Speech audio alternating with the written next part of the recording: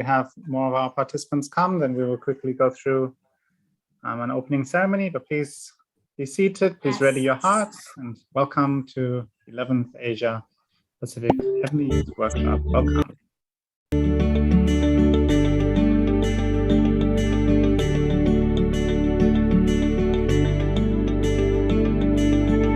Good morning, Tiffany. Good morning, Rose.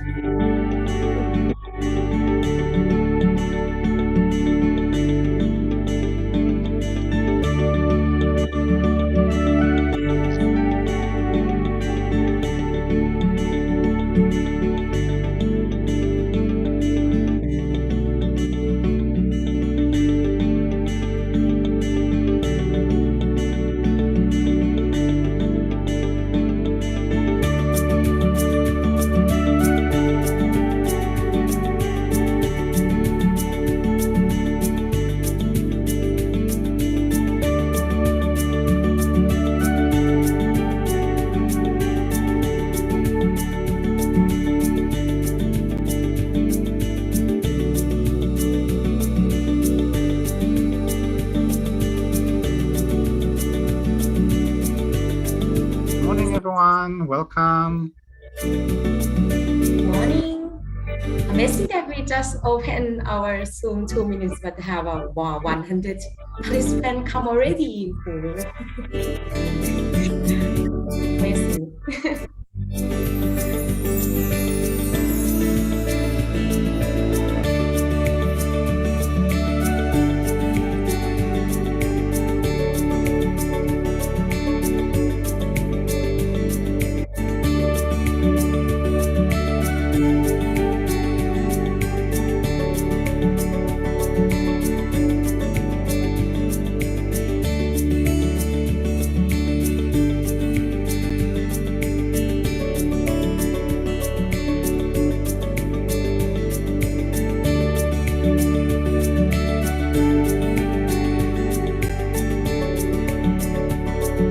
See everyone's faces. Welcome and good morning.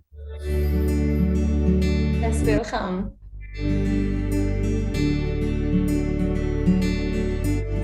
Hey, Amon, I see you. Good morning.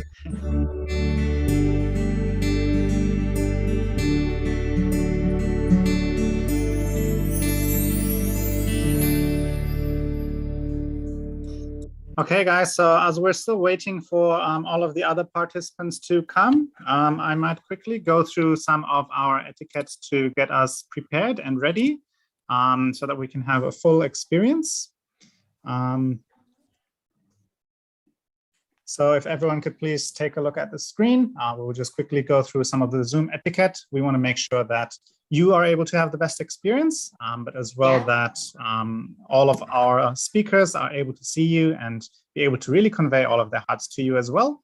So we will quickly go through some of the Zoom etiquettes. We want to make sure that you are set up correctly. So firstly, we'll go through muting yourselves, how to do that both on your phone as well as on the computer, adjusting the speaker view, turning on your video. We do have some interpretation today for you as well. Please make sure to rename yourself and also use the chat for questions. So we will go through this one by one.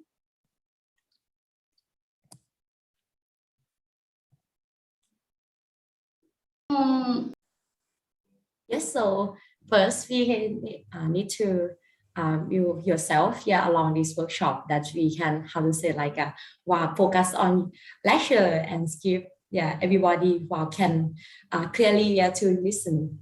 Yes, please to mute yourself along this workshop. Please make sure that. Also, please make sure that you're adjusted to speaker view so that you are able to see the person who will be speaking. The way that you can do that is on the top right-hand corner.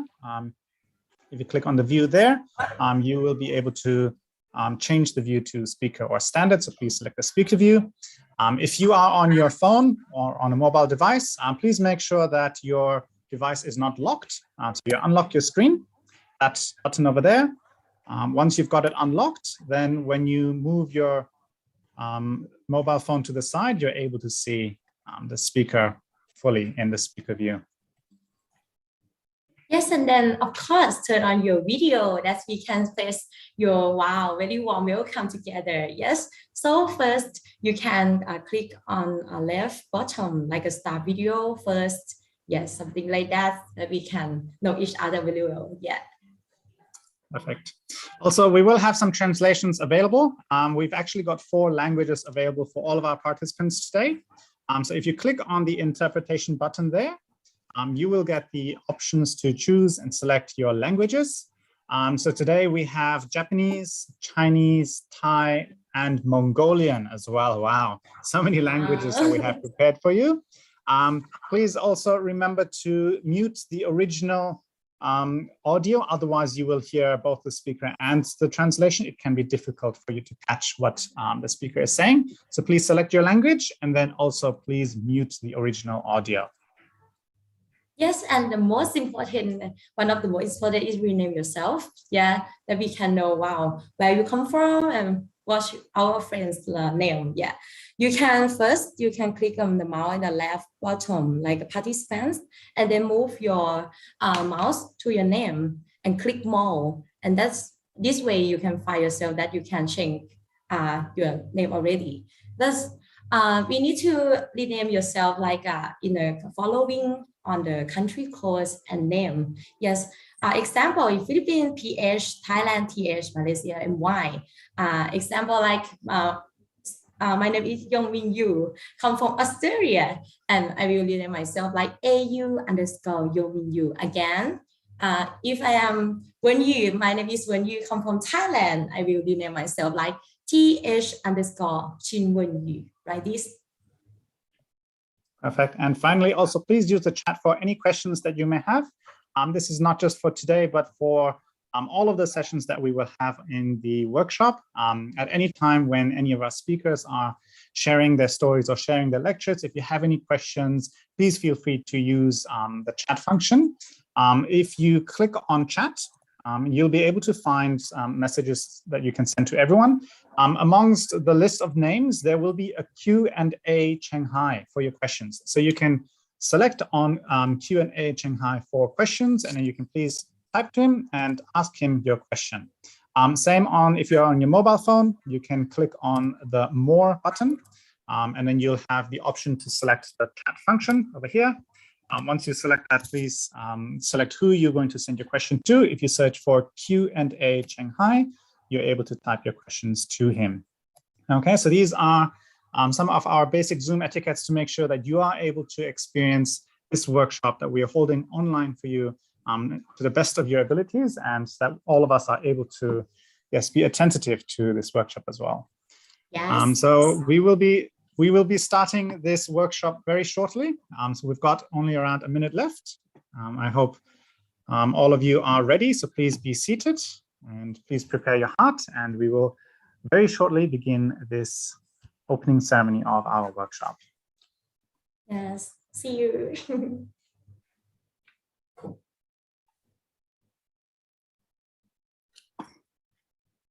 So I can see more people are coming in. Wow. Welcome, everyone. Almost. Welcome. Yes, welcome. Yes, it's great to see so many of you are here. Almost 200 people already. Woo. Yeah, we have almost 200 really participants with us. Some of them I really, how to say, we're missing them so much because, wow, one day we didn't meet together. And now because of this workshop, we can meet again. It's amazing that even though we far away, but we can together can face each other again with our Zoom now. Yeah. Yes, definitely a great opportunity. Yes. And now that it is 8 o'clock Bangkok time, so let us get started and begin with the opening ceremony of this workshop. So yes, thank you again, everyone, for coming. So welcome, and sincerely welcome to this workshop.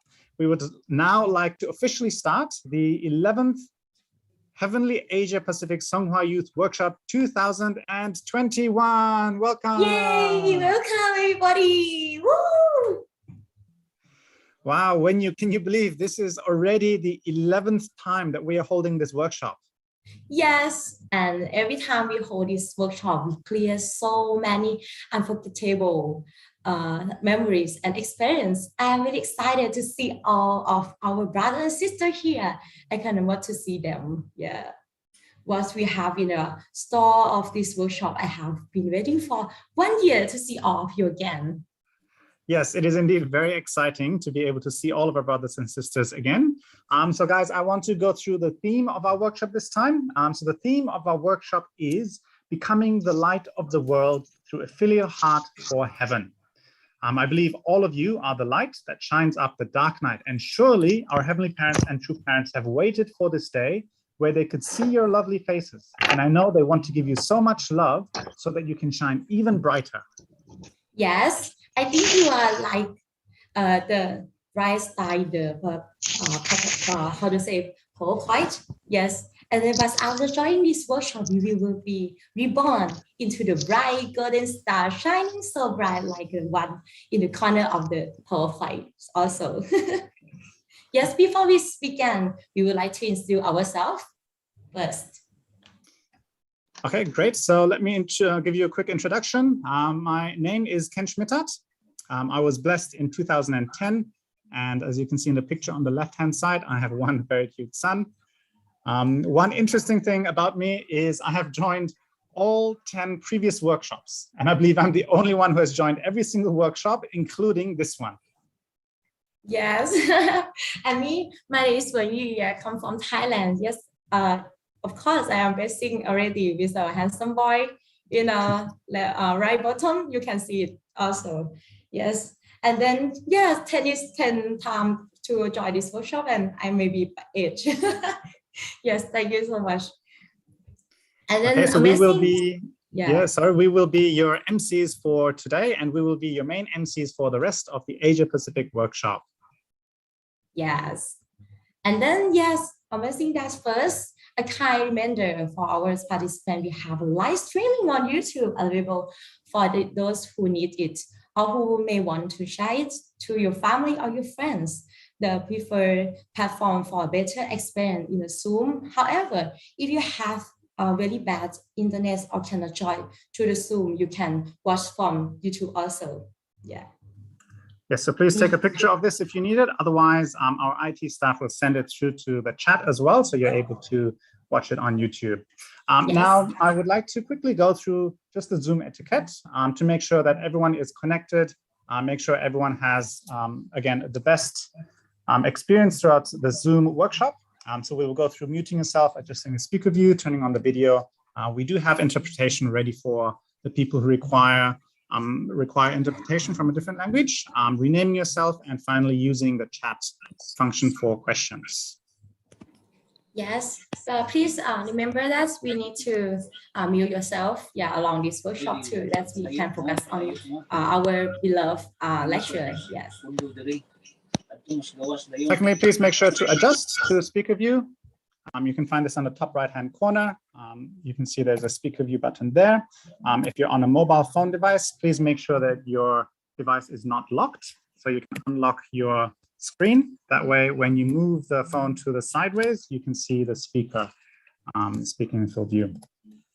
Yes, you can turn on your video in your left bottom, like this, that we can face together and know each other really well. Yes. Yes. Finally, we do have the translation, like I mentioned. If you click on the interpretation button, today we've got 4 languages for you. We've got Japanese, Chinese, Thai, and Mongolian. So if you click on that, you'll be able to see the options. Please make sure to mute the original audio, otherwise you will hear double and it will be difficult for you to follow the rest of the workshop. Yes, and 5, we need to rename yourself. Like, can you name yourself first? You can click on the left bottom, yes, participant symbol, and then move your mouse in your name, and then click more, and you can rename yourself, something like that. From your country code and your name. Example, Wenyu, come from Thailand, and I will rename myself like th_Chim Wenyu, like this. Everybody, yeah. Perfect. Finally, please use the chat for any questions that you may have throughout any time in the workshop, not just in the opening ceremony, but in all of the lectures as well. So you can click on chat. please find a Q&A Shanghai. So you can send your questions to Q&A Shanghai and type your questions and send it to him. If you're on your mobile phone, please click on More, open up the chat function. And again, instead of typing it to everyone, you can send your questions to Q&A Shanghai. Yes, and this is our time. Yes, time to, how to say like that. Sorry. Okay. Okay, we need to, how to say, focus our opening ceremony schedule come from 8 a.m. to 10 p.m. Greeting by MC, welcome is marked by our dearest Dr. Tang Kim Soy. Congratulations is marked by Dr. Robert Tito, and specially marked by President Damien Dunkley. Good photo. So introduction is icebreaker and announcement, everybody. Perfect. So let's get started and prepare our hearts. So let us all sing along with the Cheonilguk National Anthem.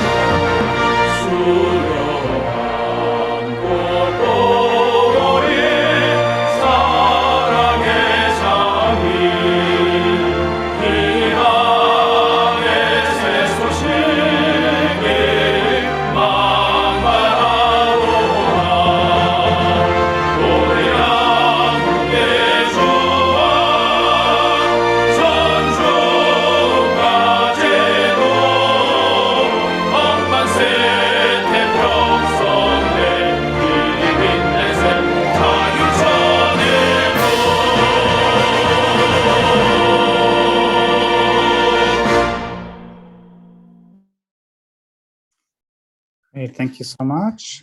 Thank you so much. Now, for all of those who are at a local workshop, please stand up as we offer a standing bow to Heavenly Parents and True Parents. Those of you who are joining online, you can stay seated, but let's offer a standing or a seated bow to Heavenly Parents and True Parents. 전진 참품님께 경배. 바로. Now we will have a family prayer together. 가정맹세 1. 천일국 주인 우리 가정은 참 사랑을 중심하고 본향 땅을 찾아 본연의 창조 이상인 지상 천국과 천상 천국을 창건할 것을 맹세하나이다. 2. Thank you. Okay, thank you so much.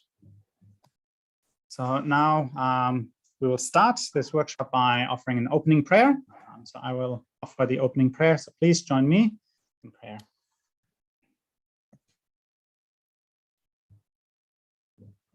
Heavenly Parents and True Parents of heaven, earth, and humankind. Father, we thank you for the opportunity to be able to join in this 11th Heavenly Asia Pacific Sunghwa Youth Workshop. Father, this workshop is held at the end of every year. And each year, with a growing number of participants, we are able to come together, Father, to receive your words. We're able to come together to really experience your love through our lecturers, through our brothers and sisters, through any activities, through sharing. This time, Father, where we end the year together with you through this workshop is really so precious to us. We're really so grateful, Father, for this opportunity. We pray that we are able to really reconnect to you, that we're really able to open our hearts. We're able to completely invest, Father, all of our heart, all of our mind, all of our body, and all of our soul into this workshop, Father. We only have a short 4-day period. Let us invest everything that we have, Father, so that after the end of this workshop, we will not regret that we haven't given it our all. And surely, Father, when we invest 100%, then you are able to reciprocate with us. And we are able to really have spiritual experiences, really experiences that change the course of our lives, that really define, Father, our life of faith. We're really so grateful for, Father, despite this environment of COVID that the whole world is struggling, we're still able to come together, Father. Some of us locally, some of us able to meet at church, able to meet at homes. Others, Father, are able to connect again and see all of the BCs from all of Asia Pacific join again online. We pray that you're able to be with us, Father, throughout this workshop, and that you are able to really speak to us, Father, through the lecturers, through the staff, through all of the brothers and sisters that have joined here today. Again, we ask that you can guide us, Father, and really fill us, Father, with your presence. We want to offer this and start, Father, this 11th Heavenly Asia Pacific Sunghwa Youth Workshop together with you. This I want to pray and report to you in my name of Ken Schmithat of the Blessed Central Family. Achu. Achu. Okay, thank you. Thank you so much. Yes, and then I think this is the everybody waiting for. It's a introduction for participants by nation. Yes, Ken, amazing that I heard that we have a 328 member of our BTLS second generations come to That's 15 correct. nations, to come to join this workshop. Amazing that we want to check that everybody ready or not yet to join the workshop. So if everybody ready, please send your sticker of heart, something like this, and waving together, okay? Okay, let's go, everybody. I think you ready. I don't know, are you ready? But I'm ready already. So 1, 2, 3, go! Waving, everybody. Yes, waving, say hey. Yeah. Please don't unmute yourself, okay? But just waving together, okay. We have a nation from Philippines, Thailand, Malaysia, Singapore, Oceania, Nepal, Future, Congo, Mongolia, Kazakhstan, and Cambodia. Wow. Welcome, everybody. Yes, to join this. Welcome. Yes, welcome everyone. Yeah. We are so excited to have so many participants from all of these different nations join us here today in our workshop. Wow, Great. Amazing. Okay, so to begin with our program, I would like to invite a dear brother of mine whom I have known for a very long time, ever since I was living in Cambodia. He is one of the most faithful members, and we are very proud of him in Cambodia. And he is currently the Vice President of FFWPU in Asia Pacific. So please put your hands together to welcome up our Dr. Tang Kim Srui. Yay! Wow, that is really beautiful.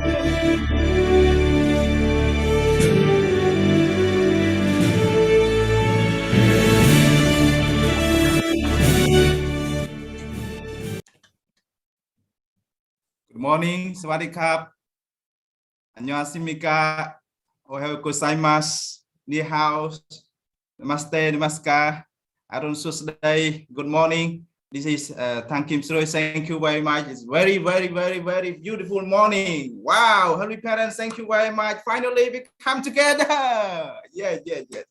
Thank you very much. This amazing, this blessing from heaven, from True Mothers, and from all our parents, our leaders. So first of all, let me greeting to all of you. Greeting to our Dr. Robert Kittel, the Chonlewon Chair, Heavenly Asia Pacific. Let me greeting to our beloved Regional President, President Damian Dankley, the Regional President of the Family Federation for World Peace and Unification, Asia Pacific ones. And let me greeting to our beloved Regional President, President Masaichi Hori, the Regional President of the Heavenly Asia Pacific too.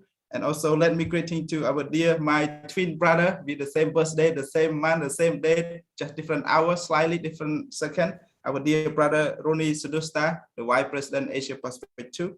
And good morning, very good morning to our dear and our mothers of Asia, Mrs. Ursula McCacklen. She worked very hard, the Director of Blessed Family Department, Asia Pacific one. And of course, very good, I don't know, good morning or good evening to our dear sister Unshin Roshia Smith, our beloved Dr. Kittel, beautiful and amazing daughter. She's now in America, she's in Chicago. She's the coordinator of Young Couple Ministry of Chicago, United States. So we are very proud to have her with us this morning. And of course, very, very, very good morning to everyone in Asia Pacific 1 and Asia Pacific 2. Please give a big hand those who are in the group in Zoom all together. Good morning. I love you all. Sarang Hamida. Sarang Hamida. Thank you. And thank you to our beloved MC, Mr. Ken Smithas, and also our MC from Thailand, Wen Eugene. They are really amazing. Of course, they stay different Zoom, but look really brilliant and amazing. A lot of energy there. Thank you very much. And today we come together after a long waiting for 12 months, let's say that way, for 12 months, from the early of January 2nd until now, December 29, we wait for this 360 something day. So we wait to come together. That is really incredible. And we come to this 11th, the Sunghwa Youth Workshop in Asia Pacific altogether. So if we see the history, our brother Ken said he the one who joined from the first one, even he already joined from, to build up from the ground zero. So from 0 to 1 until now, he every time in there. So that is really amazing Chong Song, amazing history. So I believe many of you in the background of Zoom and in the room of different nations from Asia Pacific 1 to Asia Pacific 2, both of us experience this amazing love and experience from Heavenly Parent to Parent. So we all work together toward this amazing Shojong, this amazing education, this amazing gathering, so that we come all together because we want to bring every one of you to connect to our beloved Heavenly Parent and True Parent blessing. That's why today we're starting with developing the Shojong heart toward heaven. That is the first day of our theme today. So let us all remember that theme, that we're going to connect our heart to heaven, of course, to True Mother, to True Parent, and of course, to the parent at home who are raising up from very young kids and they work very hard. And of course, to heaven, also respect our elders who are working very hard and our leader who support us every day. And today we have a lot of great things that prepare for us from the Blessed Family Department, from the leaders, from the top leaders, from the leaders in your team, coordinator in your team leaders in each area. So we are all together going to excite together and enjoy together. And I believe this is really amazing time for us as we are preparing to end this 2021. I know many of us, we face a lot of challenge, we face a lot of difficulty, but this time is the time for us to humbly pray and humbly united with our beloved True Mothers, and then we conclude our 2021 happily, and then we bring that new energy, the new hope toward 2022, because our workshop will end on the 1st January of 2022. It's end the workshop, but it's not end of our journey. Our journey is begin. That is the amazing thing, that we come here together to start the new year happily and to end the year happily. So that is our traditions, our way of living. So thank you for everyone who really work in this area very hard. Our dear couple, Brother Cheng Hais, and all coordinator from Asia Pacific 1 and Asia Pacific 2. And of course, many other working staff behind the scene who make this possible, and technicalities and many other things, coordinating, mobilize, and also registration. And of course, behind everything here, the second generation themselves, and of course, the parents themselves, who are really pray, who really hope to connect everyone, bring everyone back to God, to True Parent, and then we can live happily all together. That is really the beautiful morning, the 29th of December, 2021, with all this amazing thing. I'm really humbly and humble for the first time this year that we come together again. Last year we planned many things, but we did as a hybrid, and now we also did hybrid again, online and offline. And this is the first time that our leaders entrust in us as a YSP, as a Vice President, me, myself, and Reverend Ronnie, to take this role, to work together with all of you, the young people, the blessed children, and the youth in Asia Pacific 1 and 2. So let's unite one another and work together to bring the great victory for our beloved True Mothers, and of course, our parents and our nation. Once again, thank you very much, and welcome to the beautiful, the amazing, the 11th Sunghwa Youth Workshop in the Heavenly Asia Pacific. Welcome. Thank you. Thank you very much. Thank you. Thank you, Dr. Kim Srui. Thank you so much. Wow, wonderful. Yes, so thank you for sharing your welcoming remarks. And we'd like to go straight next. Yes, Ken, when we're talking about the pure love or ideal family, oh, we cannot forget this VIP person because he is one of the best pure love lecturer ever. And of course, every time we listen of his very warm words, we always have experience of changing life. So please give a big hand to Dr. Robert Kito Chon Ying-won, Chair of Family Asia Pacific. Too. Yeah.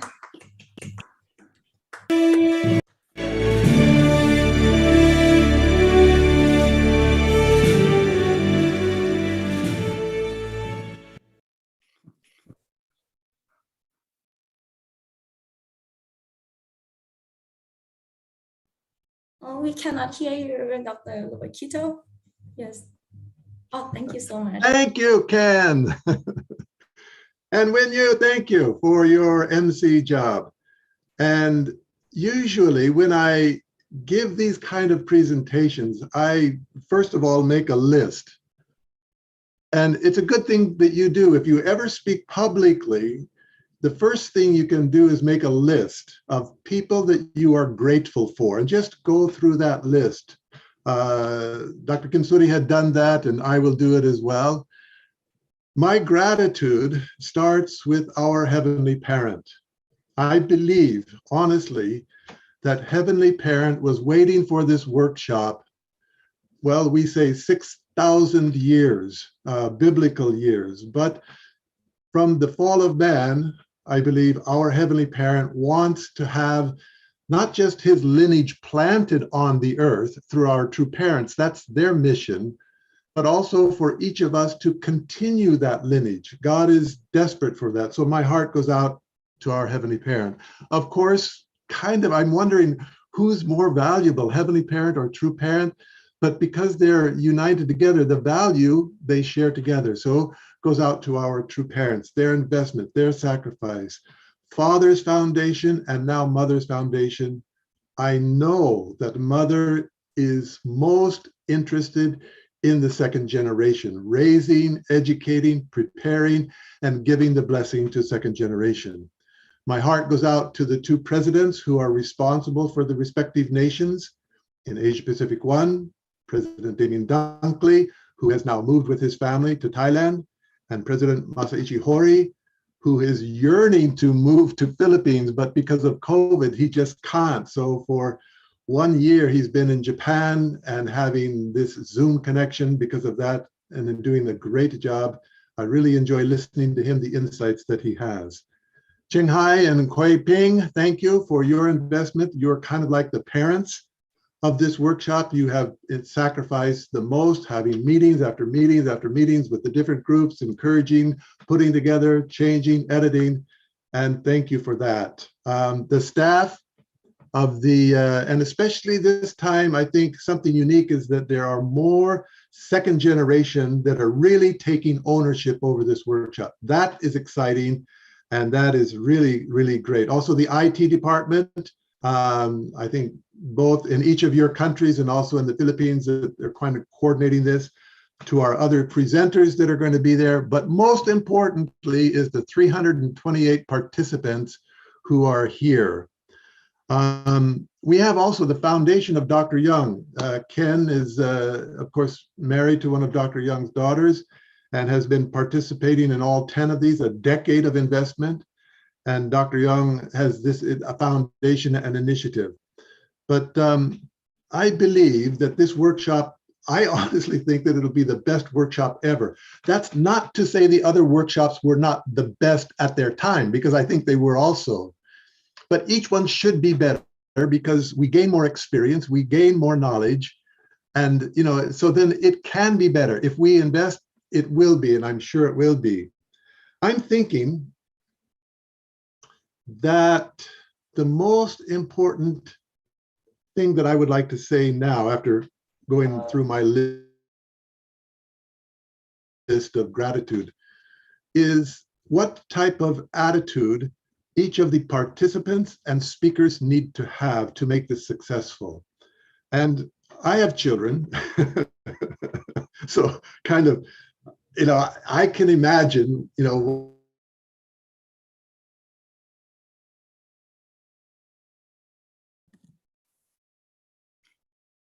So Dr. Kittel, I think you're cutting out there.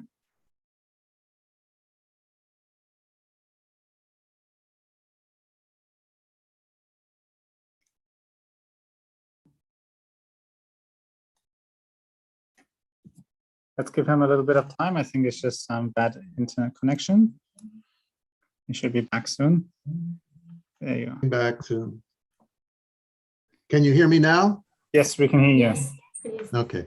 So I was saying that, you know, I have daughters, and I can imagine one of them saying something like, another workshop? You know, we've been to so many already. But if you have that attitude, I think this workshop might tend to be boring because of that attitude.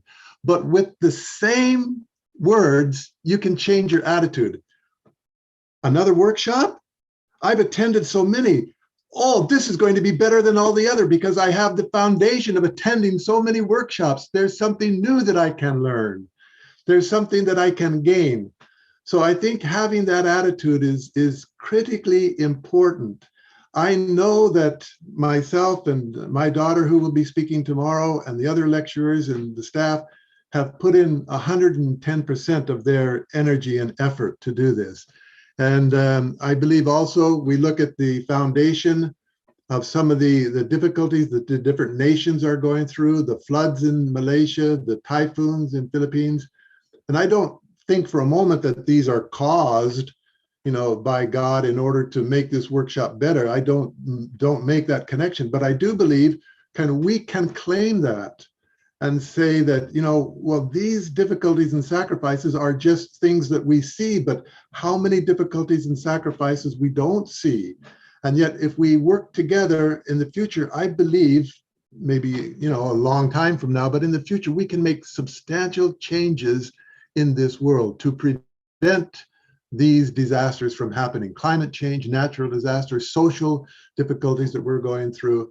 I honestly believe, with all of my experience, I've been working, you know, in this movement since 1975 when I joined, and I've studied many different religious traditions, and I believe that Father's insight has special kind of depth and clarity that you don't find others. It's not to negate the others, but to really emphasize really the work that our true parents have done in the investment they have made.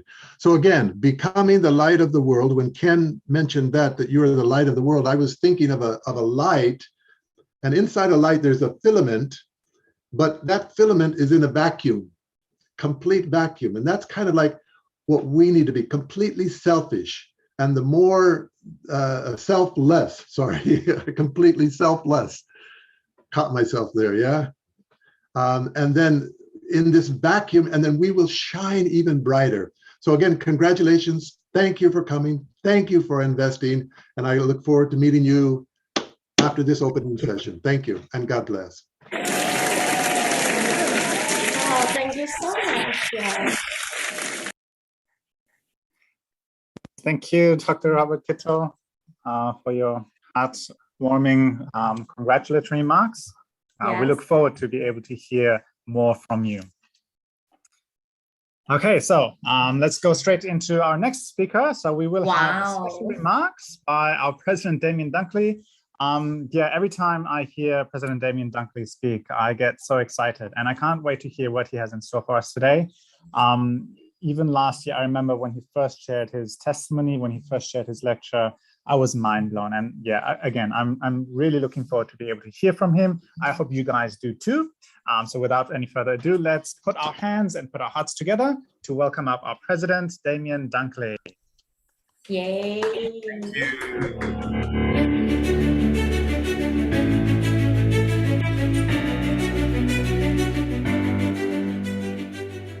Jew, welcome everybody. Oh my gosh. First, Heavenly Parent and True Parents, we love you. We love you. We love you. Can we give it up for Heavenly Parent, True Parents? Wait, I don't hear you. Oh, there you are. So,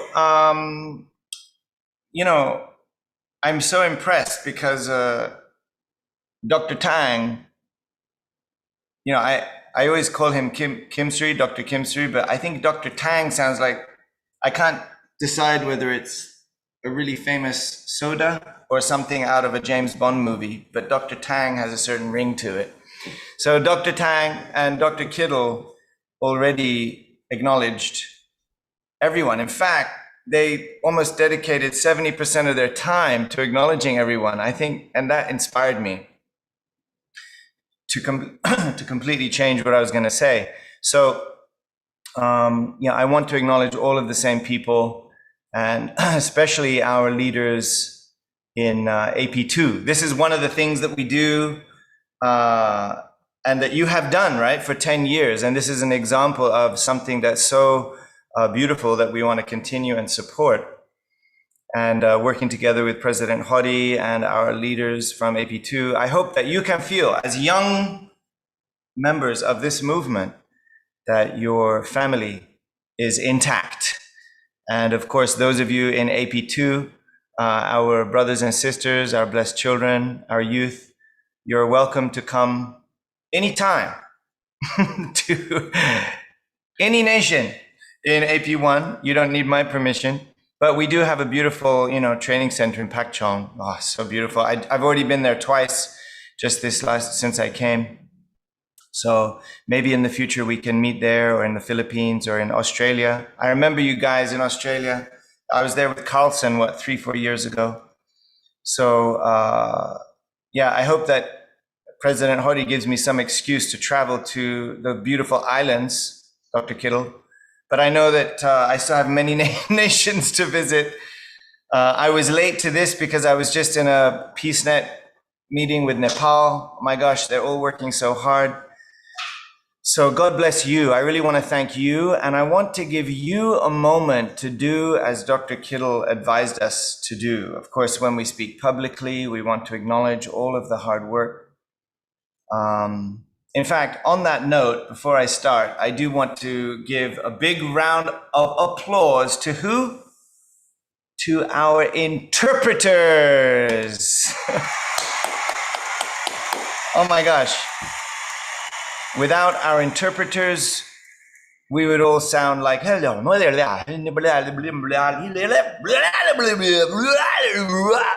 then that's not going to be very effective. So thank you to our interpreters. I love you, especially over on this side, because we have so many languages. I want to invite you first to meditate. Will you join me? Can we take a moment to breathe? All right, so let us sit comfortably. Let us sit comfortably and let's breathe. Let's take some deep breaths.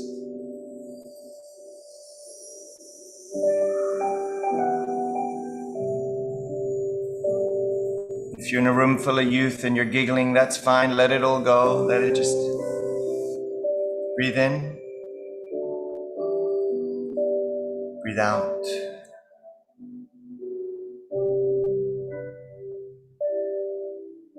Take a few steady, deep breaths.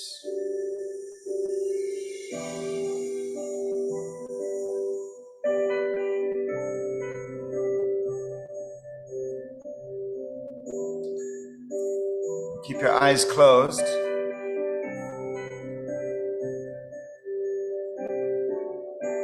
I want you to think about this point of gratitude and who comes to mind. Who are you grateful for? It can be more than one person. It can be one person or 3 people, 4 people. As you breathe in and breathe out, please see the face. Who's coming to mind? There's no right or wrong answer. Who are you naturally feeling a heart of gratitude towards right now?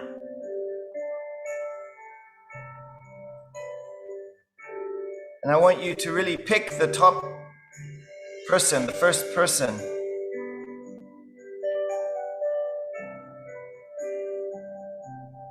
And I want you to think now, why? Why are you grateful to that person? What is it about that person that touched you, that got your attention, or that you felt some love or interesting feeling from them, joy?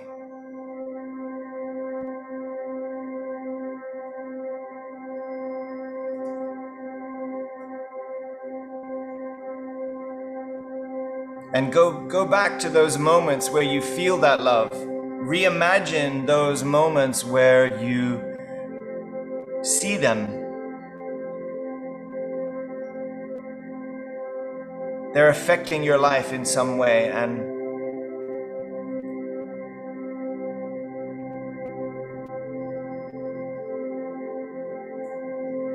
I want you to re-experience what it is that they do in your life that makes you feel grateful. Imagine them doing that. Imagine yourself feeling that.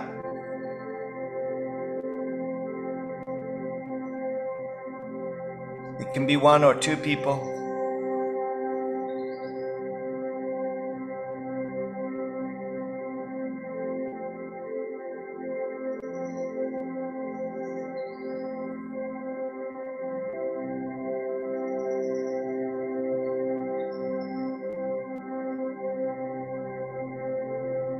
When you're ready, I want to invite you to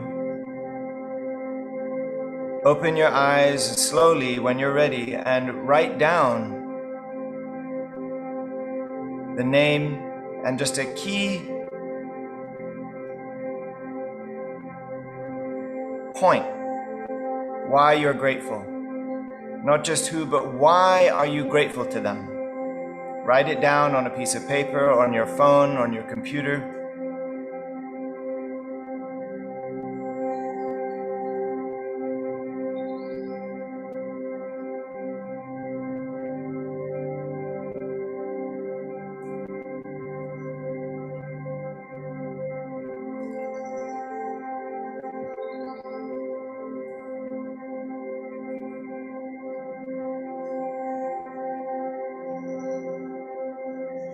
Okay, you can take as much time as you like.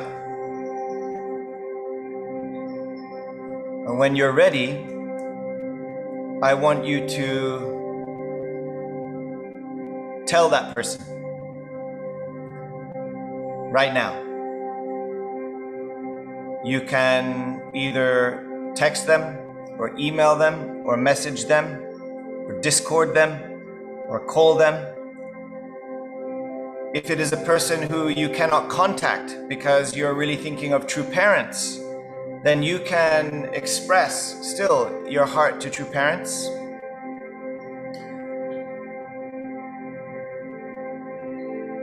You could share your heart for true parents with your own parents. If it's like a grandparent that passed to the spirit world, you can speak to them right now. They hear you, true parents too. If it's a physical living person that you have their number or email, or they're sitting next to you, all I'm asking is that you thank them and tell them how they touched your life and why you're grateful to them. If you want to do with more than one person, you can do with more than one person.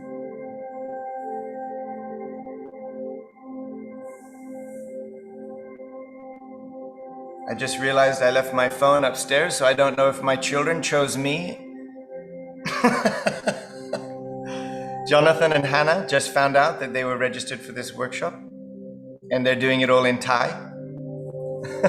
I'm grateful to you, Jonathan and Hannah. Thank you so much. So please tell the person you love, please contact them now. You're allowed to use your cell phone. If your cell phone was already confiscated, please ask kindly.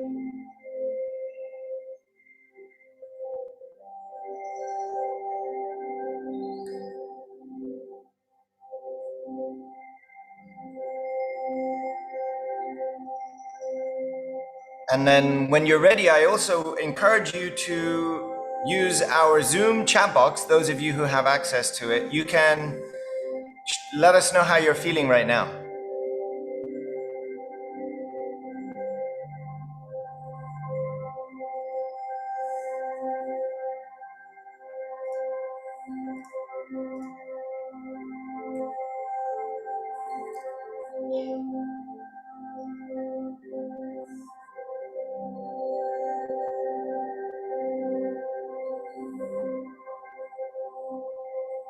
You can use the chat box to express your heart right now.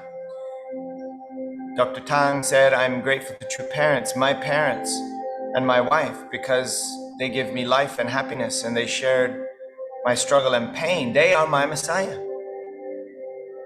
Wow.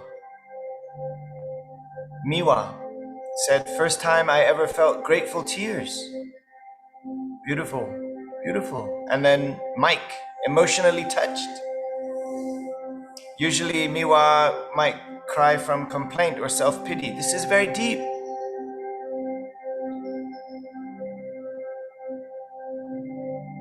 Tan Chen Shun Marvin, feel peaceful and ready for the next schedule.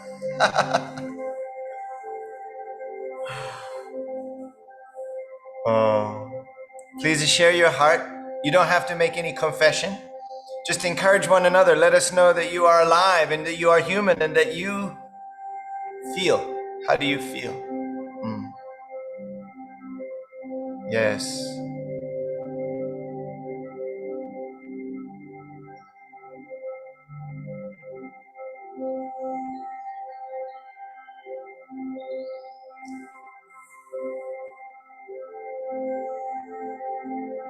Yes.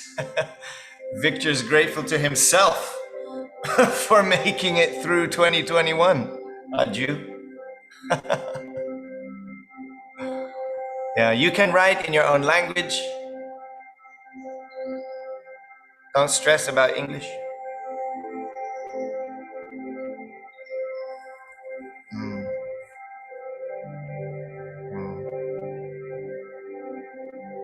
So, you know, true mother is thinking about you every day. True mother is praying for you every day.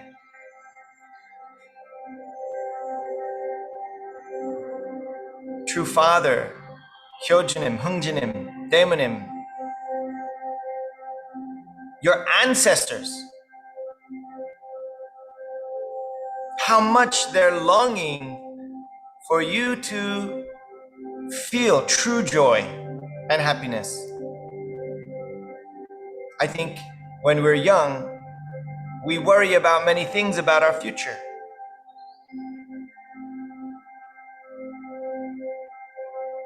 Please don't worry. You are blessed. You're in the right place.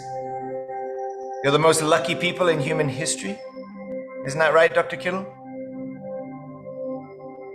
And no matter, Aju, right? And no matter what you're holding in your heart or in your pocket, no matter what you feel about yourself, God loves you so much. True parents love you so much. I don't understand all of the Japanese, but I understand the hearts from Itoko, Granada. Thank you so much.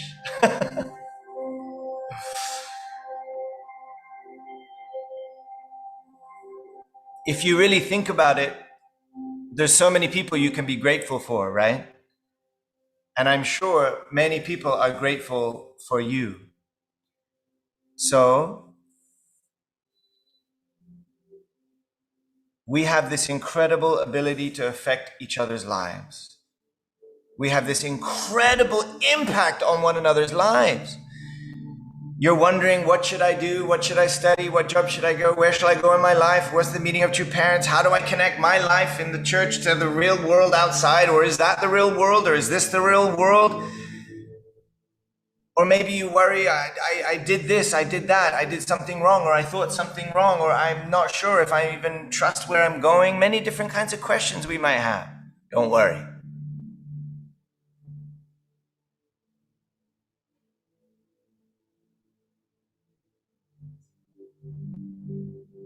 Have 1000% confidence. Heavenly Parent exists. True parents are real and they love you so much. So, one more exercise I want to invite you to do. Is that okay? We have a couple more minutes, right? Okay, are you ready for the next schedule?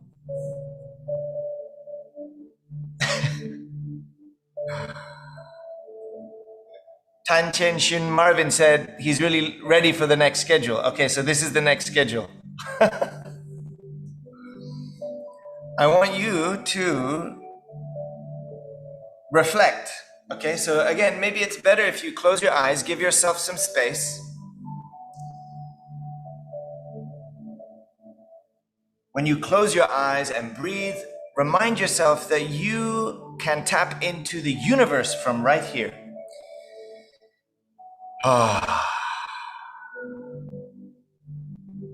So the question I have for you is, what burning question do you have for this workshop? Not for this workshop. What burning question do you have that you hope you can answer? At least you can answer in part over the next few days. Maybe you already wrote it down in your registration, but maybe now you're thinking about it, you have a deeper question or a tougher question. Please allow yourself, with the grace of Heavenly Parent and True Parents in your heart, what real question do you have?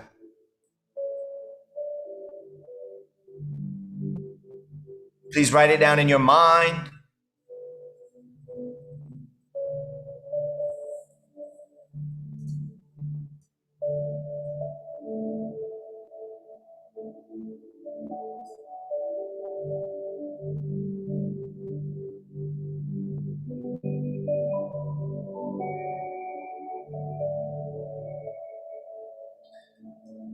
Now I want you to pray about that question. Dear Heavenly Parent, True Parents,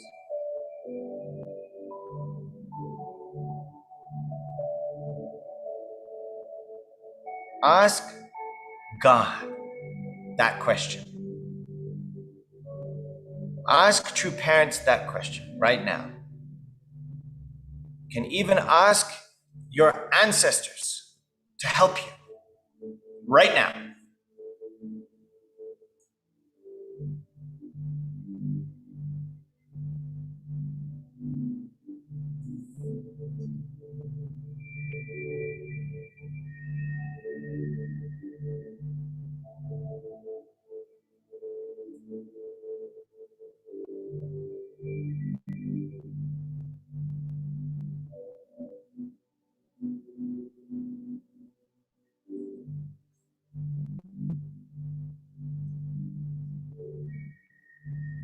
You can also pray that through your experiences, through the lectures, through even the comments in between the lectures from the MCs and the reflections from others, and even during the breaks when you're going to the water fountain, you're going to eat together, or you're chit-chatting with one another online, even in those conversations, pray that God, a Heavenly Parent, True Parents, can speak to you and can show you even a glimpse of the answer that you're looking for. Please put your determination there now, even if you didn't really know why you signed up for this, or you had some different idea or a more shallow idea. Now is your time to deepen it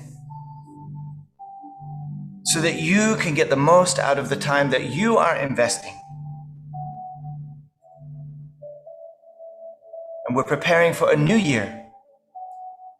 There may be things that we need to repent for. I will repent for.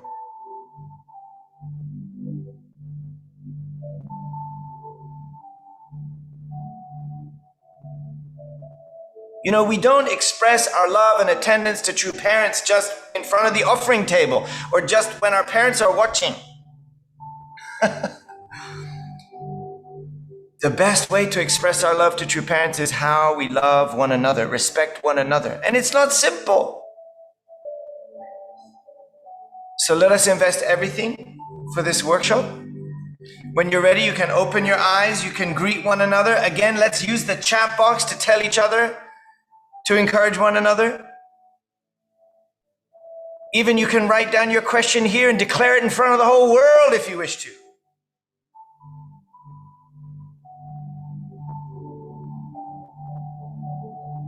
Sooner or later, God will answer your question, and you will find yourself there. You will probably realize that the answer was within you.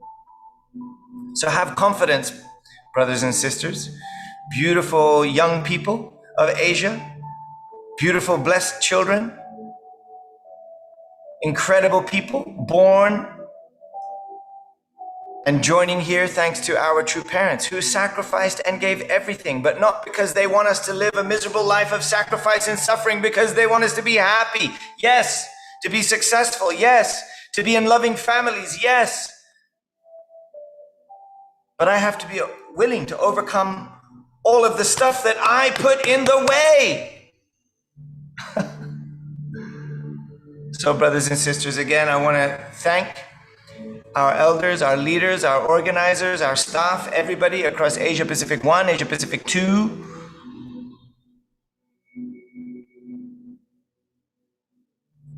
Are you ready to have a great time? Express yourself in the chat box. Express yourself.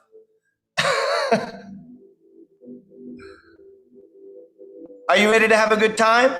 Are you ready to invest everything? Everything? Aju? Aju and you? Aju. Let us give a big round of applause to Heavenly Parent and True Parents!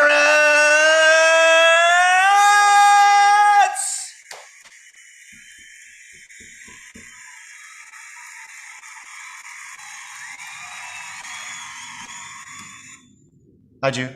Thank you. Thank you.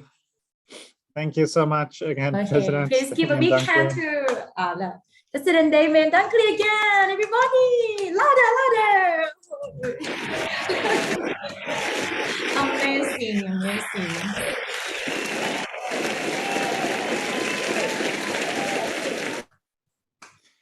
Yeah, I think to myself, man, that was 20 minutes. I could probably do this here for the next 40 minutes for the rest of the workshop. So yes, I'm again so grateful for a very different kind of special remarks. But I think that is something that's touched a lot more of us than any regular special remarks would. And so we're again so grateful that we are able to have you with us.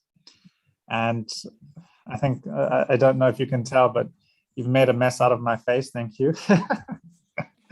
Quite an emotional ride. But I hope that everyone was able to, really meditate and connect deeper. So thank you again, President Damien Dunkley, for allowing us to go through that. Okay, so next, let us take a look and see what we have in store. Wow. I think everybody will ready for this time too, for take a photo. Yes, everybody, please open your video. Yes, that we can face together. Yes, like the President Damien said, like we have our hearts, we are the humans, and of course, even though we far away, even though we don't understand about language barrier, but we understand our heart together because we are one family under Happy Parents. So please show your face of son and daughter of Happy Parents together, everybody.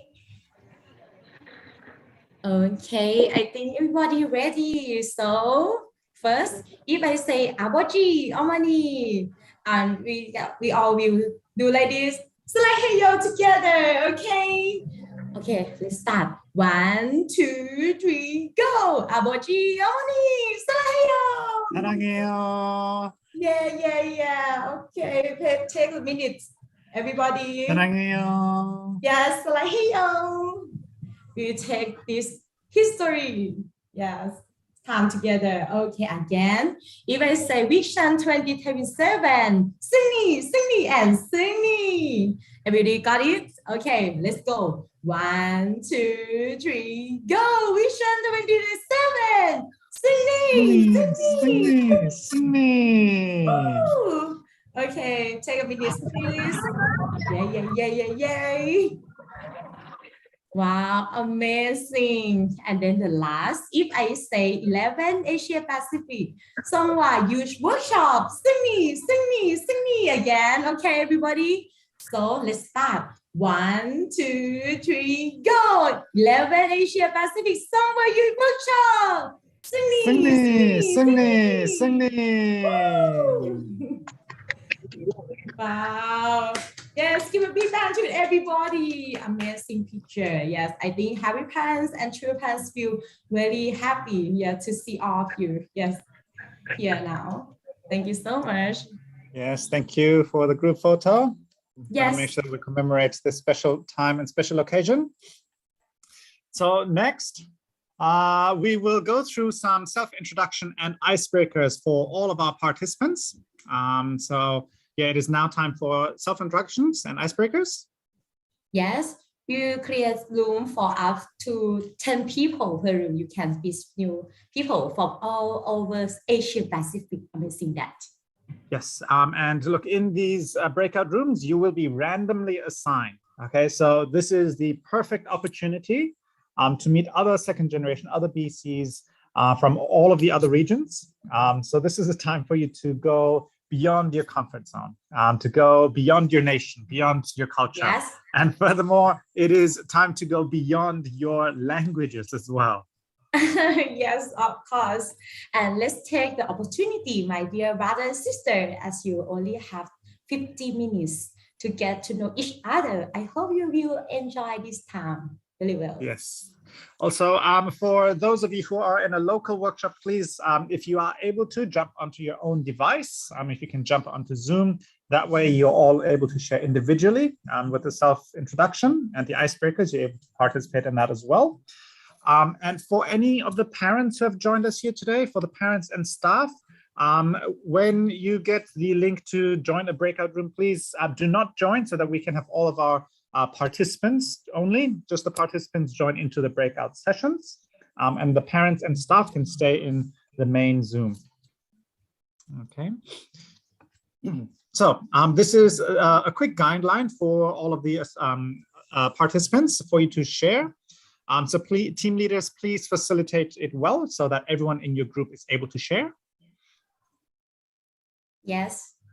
And you can share your name, age, country, and choose one to answer what is your hobby or what is your favorite food. Yes, something like this, that we can know each other really well. Yes, so. Perfect. We will also, you'll have around 30-minute time or so to then, after introducing yourselves, you'll be able to play some icebreakers. And so we will share 3 games for you, and you can play as much as you can within your own team's pace. And look, these are only references. You don't have to play these games, but again, these are good ones that you can start off with. Okay, so the first game is called Masterpiece. Wow, Masterpiece. Yeah, that's right. You have to create a masterpiece. So this is a game where you combine all of the members' virtual background. Okay, so you create a masterpiece of art, like the example given in the picture below on the side. So team leaders, once you have created a masterpiece within your team, you can take multiple photos and you can do multiple different masterpieces. But please send your group photos to the Google Drive. We will send you a link in the chat. And that way you can upload it, and we will be able to share all of the masterpieces that we create in our breakout rooms. Yes, wow, I cannot waiting for the imagine what they can make the masterpiece art. And then the second game, yes, it sounds fun, like it's Pictionary. Yes, this game is very simple. Like in this game, your team member will take turn drawing a words given by the team leader and other member. Yes, of course. Guess what is it? What is this form of the drawing? Yes, you can use pen or how to say, like a chat screen and whiteboard, or you can have a one paper. Yes, and drawing is also can also. Yeah. Yes, perfect. Also, you're able, if you're on a computer, you can use Paint and a share screen within your breakout rooms. That way you can draw on Paint using the computer, Yes. and your members can try and guess what it is that you're drawing, okay? And finally, the third game is called Two Truths and a Lie. So in this game, each member takes turn telling two truths about themselves and one lie. Then everyone else has to guess which is the lie. So remember, this is a reference only. You don't have to play this game, especially for those groups who might have multiple languages, or you feel that the language barrier is too big, it'll be difficult to play this game. Then team leaders, you can decide to play the other two games again, or you can even do further introductions, or you can play other games as well. But after you finish your breakout session, please come back to the main session, and then we will have announcements. And again, a reminder for the parents and staff, please do not join the breakout rooms. You can stay in the main Zoom session, please. Okay, so let us get ready. I hope everyone has understood. If you didn't understand, we will try and send you via chat again, just some explanations of what you can do, what you can share. But hopefully your team leaders will be able to facilitate your sharing. So you will have 50 minutes from now. When our IT then opens up the breakout rooms, please enter into the breakout rooms and let your team leaders take it from there. Yes, good luck, everybody. See you. Let's enjoy. Yes, enjoy the next 50 minutes with meeting each other and playing games together. Yes, and our staff will text the, how to say, like a tag in the time quite finished. Okay. So everybody, don't worry, just enjoy it together, know each other. All right, everyone, have fun. Bye. Bye-bye. See you in 50 minutes. See you.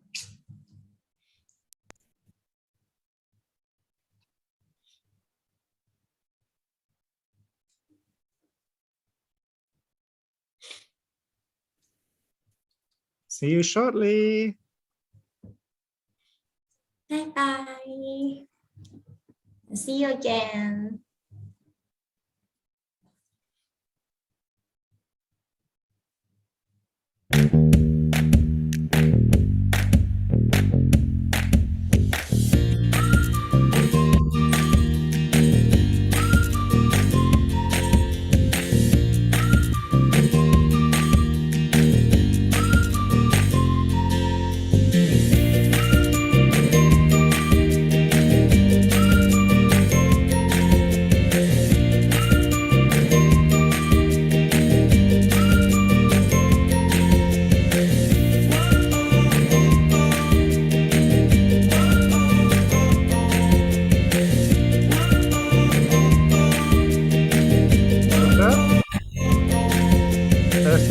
There's still people who are not yet assigned as well. If you can please assign them once you get the chance. Yeah, for those of you who don't have a room, please don't worry. Our IT will help assign you to a room. Yes.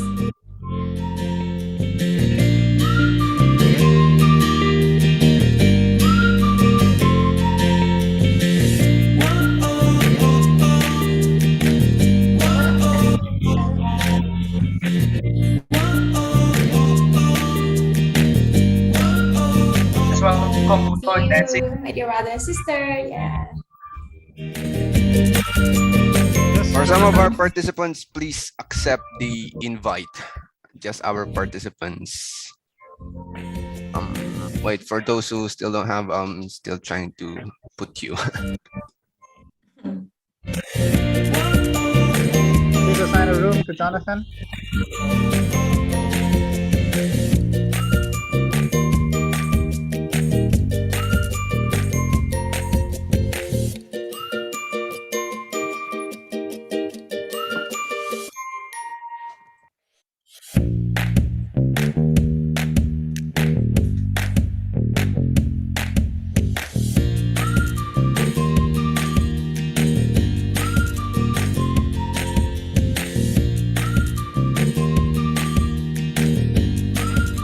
Participants who haven't renamed yourself, please rename yourself with your country underscore and then your name. That will help the IT staff to see your name and then assign you to a breakout room as well. So please rename yourself to your country. If it's Thailand, TH underscore then your name.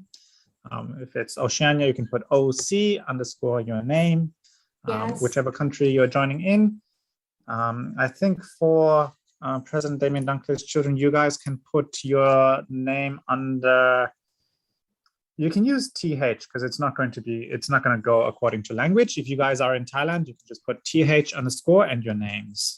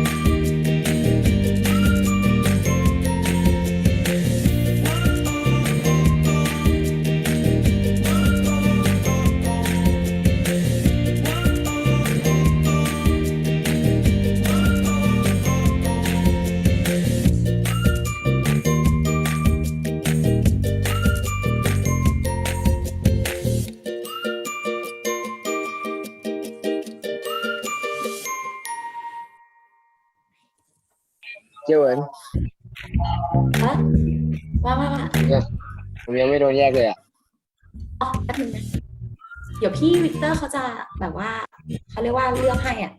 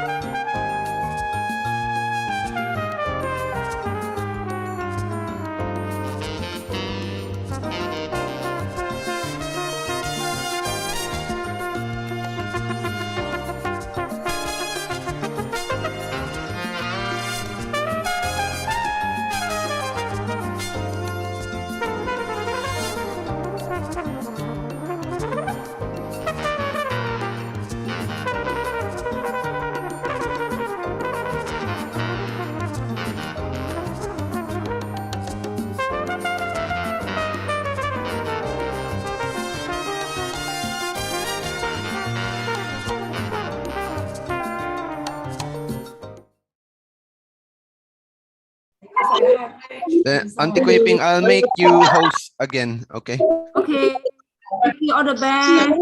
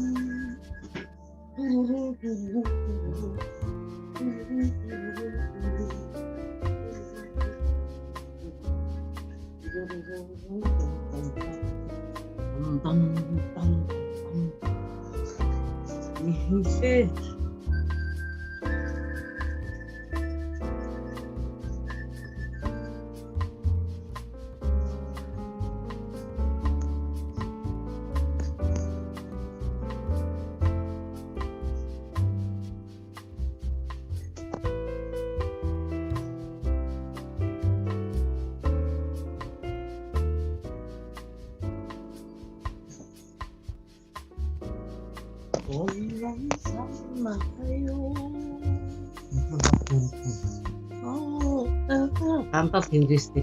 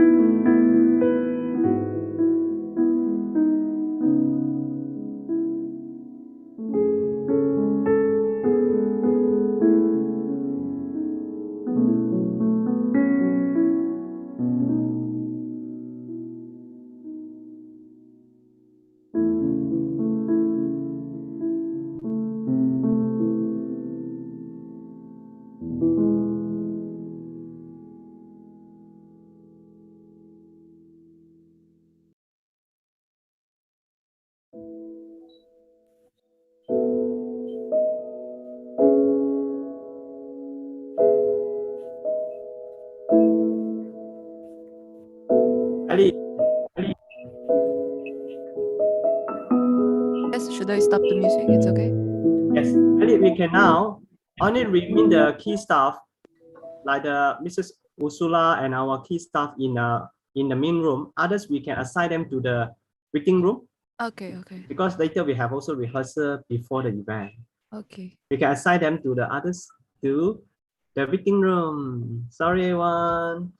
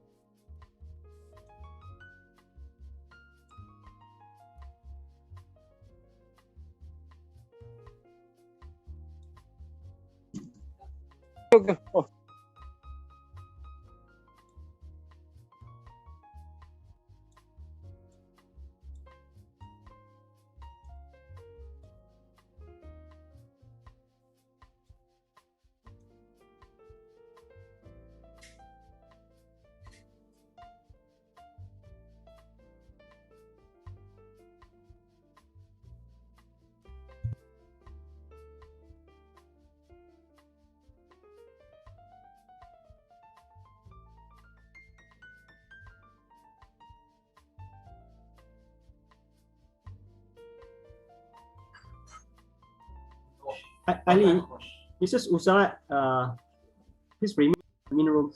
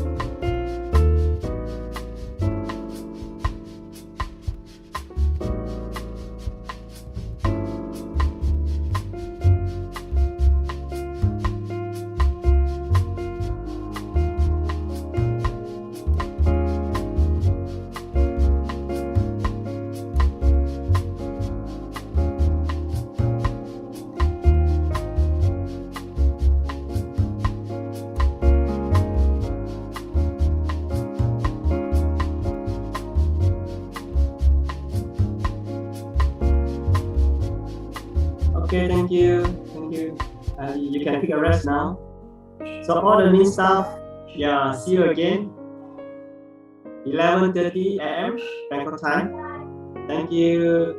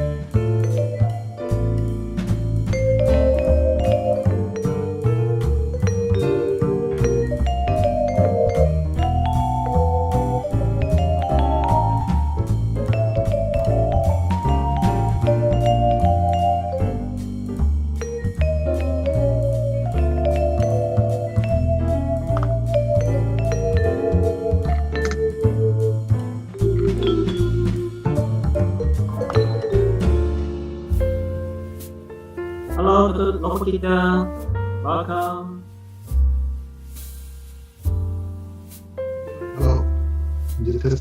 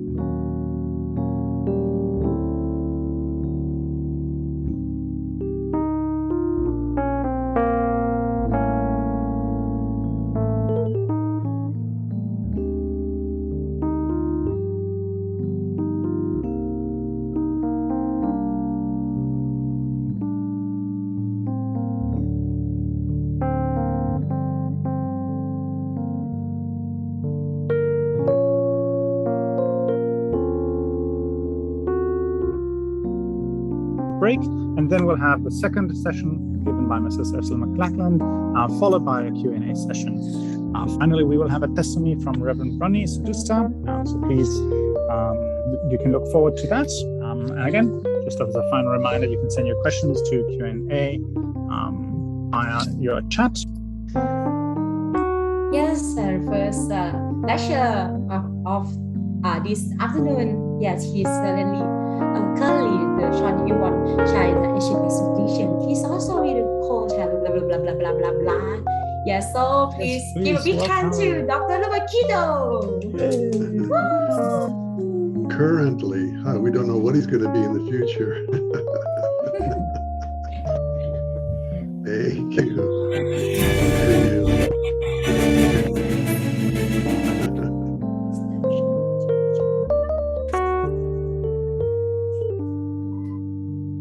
English is a funny language.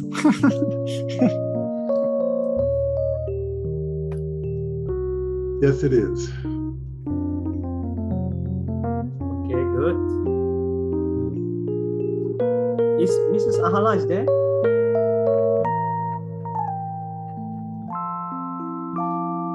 Mrs. Ahala, you want to test your mic?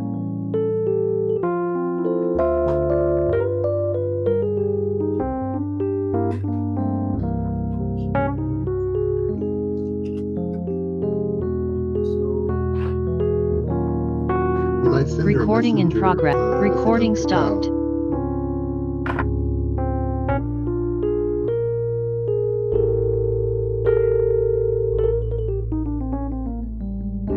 Okay. So now I think we need to test the interpreter side. So Victor, can you test the interpreter side? Oh yeah, it's already starting actually the interpretation. So everything okay? I was not in the room, so. Okay, let's go one by one. Yeah. Okay, Chinese. Yeah, how's it? Yeah. Thank you. Thank you. Thank you. How about Japanese?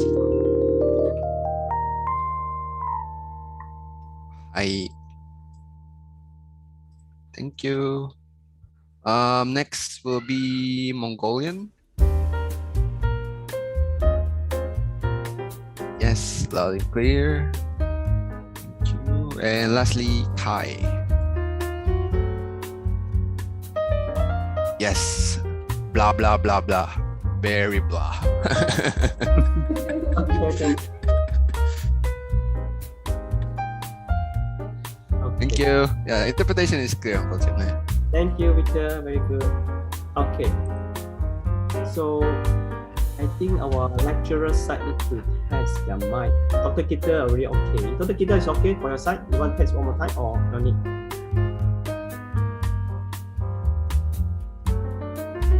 All right, let's give it a test again.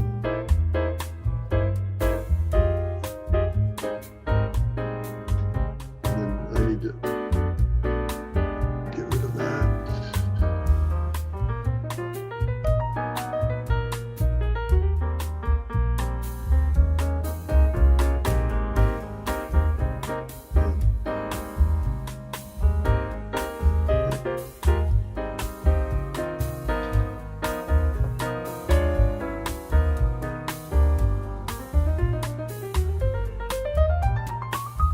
Just a note to the translators that some of my slides have changed, very few, but it's best to kind of keep an eye on what I'm teaching rather than just on the PPT that I sent earlier. Sorry for that. Okay, thank you, Dr. Kita. Okay, English is good. Okay, let's welcome, yes, Reverend Ronnie. Hello, can you test your mic again? Mic test mic. 1, 2, 1, 2, 1, 2, 3. Loud and clear. Oh, very good. Mrs. Ahala, are you there? You want to test your mic, Mrs. Ahala?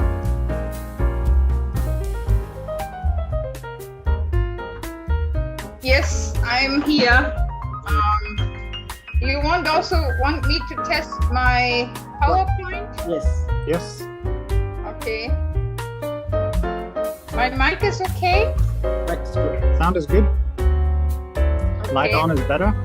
And with a ripped dress, very nice. Okay.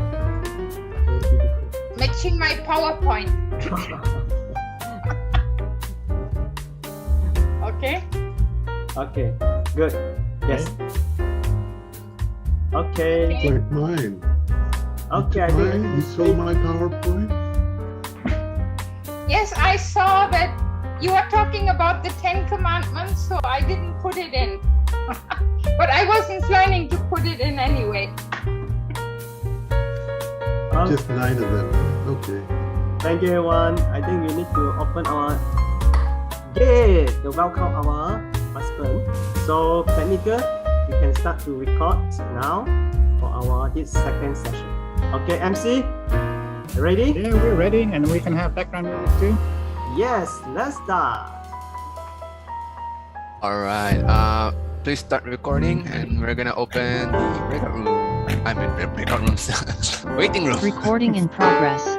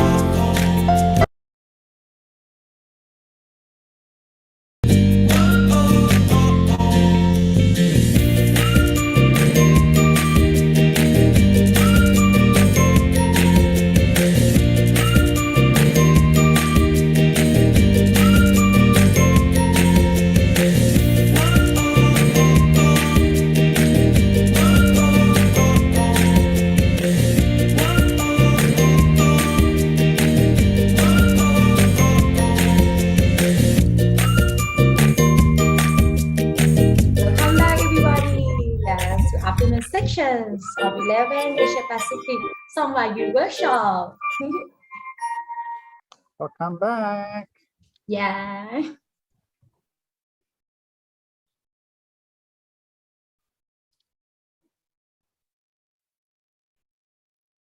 First, like we said before, we yes have a video clip, yeah, from your YouTube channel.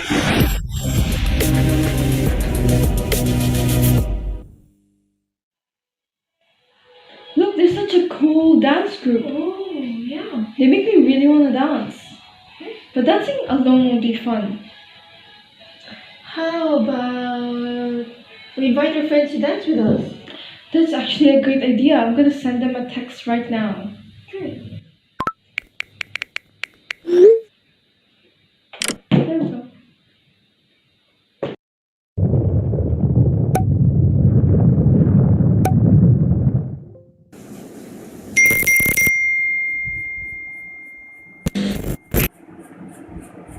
Now that we're all here, do you guys want to join us dancing? Oh, yeah.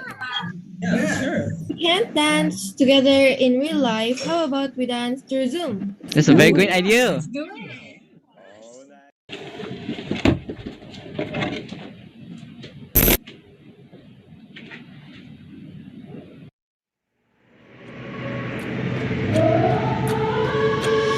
I woke up, got a new day.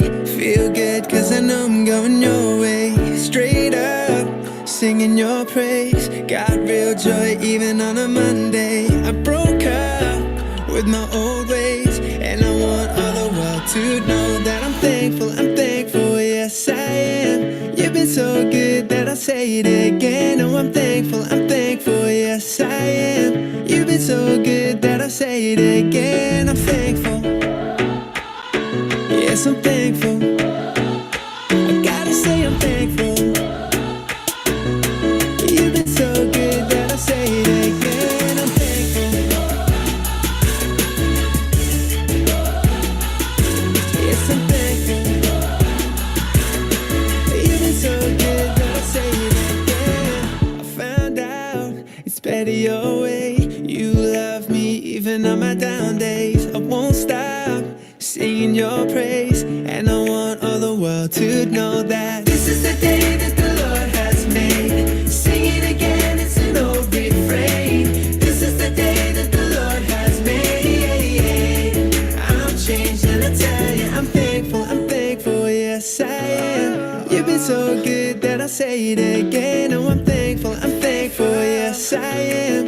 You've been so good that I'll say it again. I'm thankful, yes I'm thankful. Yeah, I gotta say I'm thankful.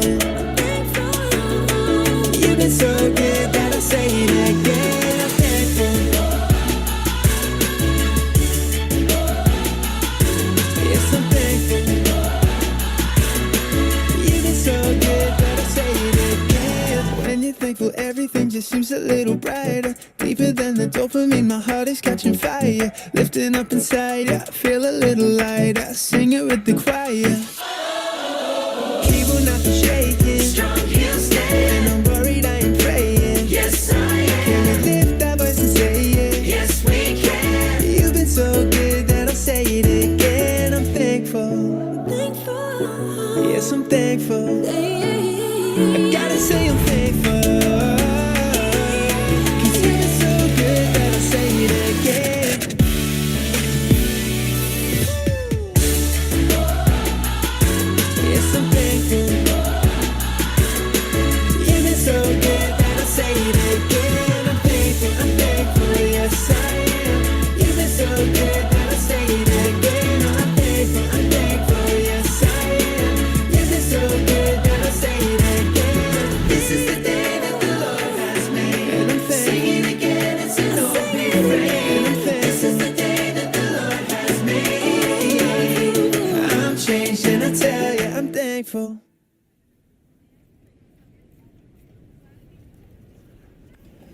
Wow, please give a hand to our wow, best performance ever. Wow. I love it said like a dance or not only yes make us happy, but then together we are happier. Yeah, together. Wow, I love this so much. Yeah. It's really amazing performance by the Malaysian side. We're really so grateful for their beautiful dance. Awesome. And yes, it's amazing how artistic they are. So thank you again for showing us that beautiful skit. And yeah, I hope we have everyone back now from lunch. I hope everyone was able to have a good break and have a good rest. Now we would like to continue with the first lecture of this workshop. So I hope everyone is ready. Please be seated and please ready yourselves. Yes. So yeah, look, I hope you had a wonderful time earlier this morning, meeting new faces and challenging your communication skills. I know it is challenging to convey even the most simple things about yourself if you do not speak the same language, isn't it? And sometimes it can be awkward too. Yeah, excellent everybody. And then happy parents and true parents are always able to fully open their heart towards anyone. They meet and love people unconditionally. Happy parents and true parents are really so amazing. Yes, I agree. It really makes me wonder, how can we resemble that kind of love that our true parents have? Yes, I think to resemble happy parents and true parents, we need to have piety toward happy parents and true parents first. Then we can inherit their heart. Yes, I do. I think so too. I do. Then without any further ado, let's prepare our hearts for our workshop's first lecture, which talks about honoring your parents. Yes, again, for the kind reminder for our participants, we have a live streaming on YouTube available for you to share to your friends and your family too. Yes, and I prefer that platform for a better experience in is Zoom. However, if you have really bad internet or cannot join to the Zoom, you can watch from the YouTube. Follow in this link. Yeah. And again, just quickly, please make sure that you're following the Zoom etiquette. Please make sure to mute yourself, have speaker view adjusted. Please do turn on your videos. We would love to see your beautiful faces. Interpretation is available. Please rename yourselves. And also we have the chat function available for any questions that may occur throughout any time of the lectures or of the whole workshops. Please find Q&A for Shanghai to direct your questions. Yes, and then again, please make sure that you rename yourself, followed by your country code and your name. Example again, my name is Wen Yu, come from Thailand. So I will rename myself like TH_Wen Yu Xin, something like this, everybody. Perfect. So let's take a look at the schedule for our first lecture. So we will have, in the first session, we will have our Dr. Robert Kittel speak to us, followed by a short break. Then the second session will be led by Mrs. Ursula McLachlan, followed by a Q&A session. Finally, we will have a testimony by our Reverend Ronnie Sadusta, and then we will go through the announcements, okay? So again, please a reminder, if you have any questions, you can send it to Q&A Shanghai via the chat. Yes, for our guests, for excited lecture. First excited lecture is in this afternoon. Yes, he is the Chon Yu-won Chair in Asia Pacific region. He's also a co-chair for the Universal Peace Federation and is director of education for the same region. Oh, moreover, he has lived and worked in Asia since 1975. Currently, he's living with his wife in Manila, Philippines, and they have 2 cute daughters and 1 wow, so cute grandchild too. So please give a big hand to Dr. Robert Kittel. Woo, louder.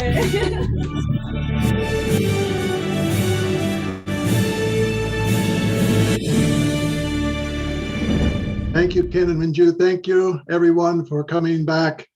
I'm excited. Let's get started. But I need to launch my PowerPoint presentation and get rid of that. We'll get rid of that. We'll go here and launch. Again, welcome back. Thank you for sharing really these 4 days together. I really feel that this will be a life-changing event for each and every person in a major way. This is the 11th Heavenly Asia Pacific Sunghwa Youth Workshop that lasts 4 days. The other presenters that will be following are listed here. I've shown them from the flyers. I want to jump into this very quickly. The theme, this is important, the theme for this workshop, becoming the light of the world through a filial heart for heaven. And I want to focus on that theme with my specific topic, honoring our parents. Every religion has instructions, mandates, directions, commandments for their adherents to honor their parents. I want to go through them briefly because we can learn from other religions the wordage that they use, the concepts that they have, trying to reach the same goal. Let's start with Judaism. In the Old Testament, I think most of you know this, honor your father and mother so that your days may be long in the land the Lord your God is giving to you.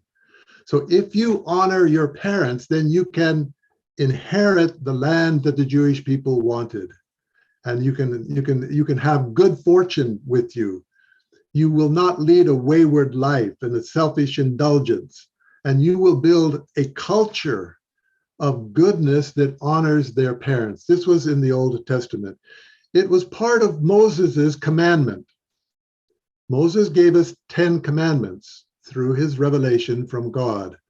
But if you look at them, it's quite interesting because the first 5 commandments are vertical.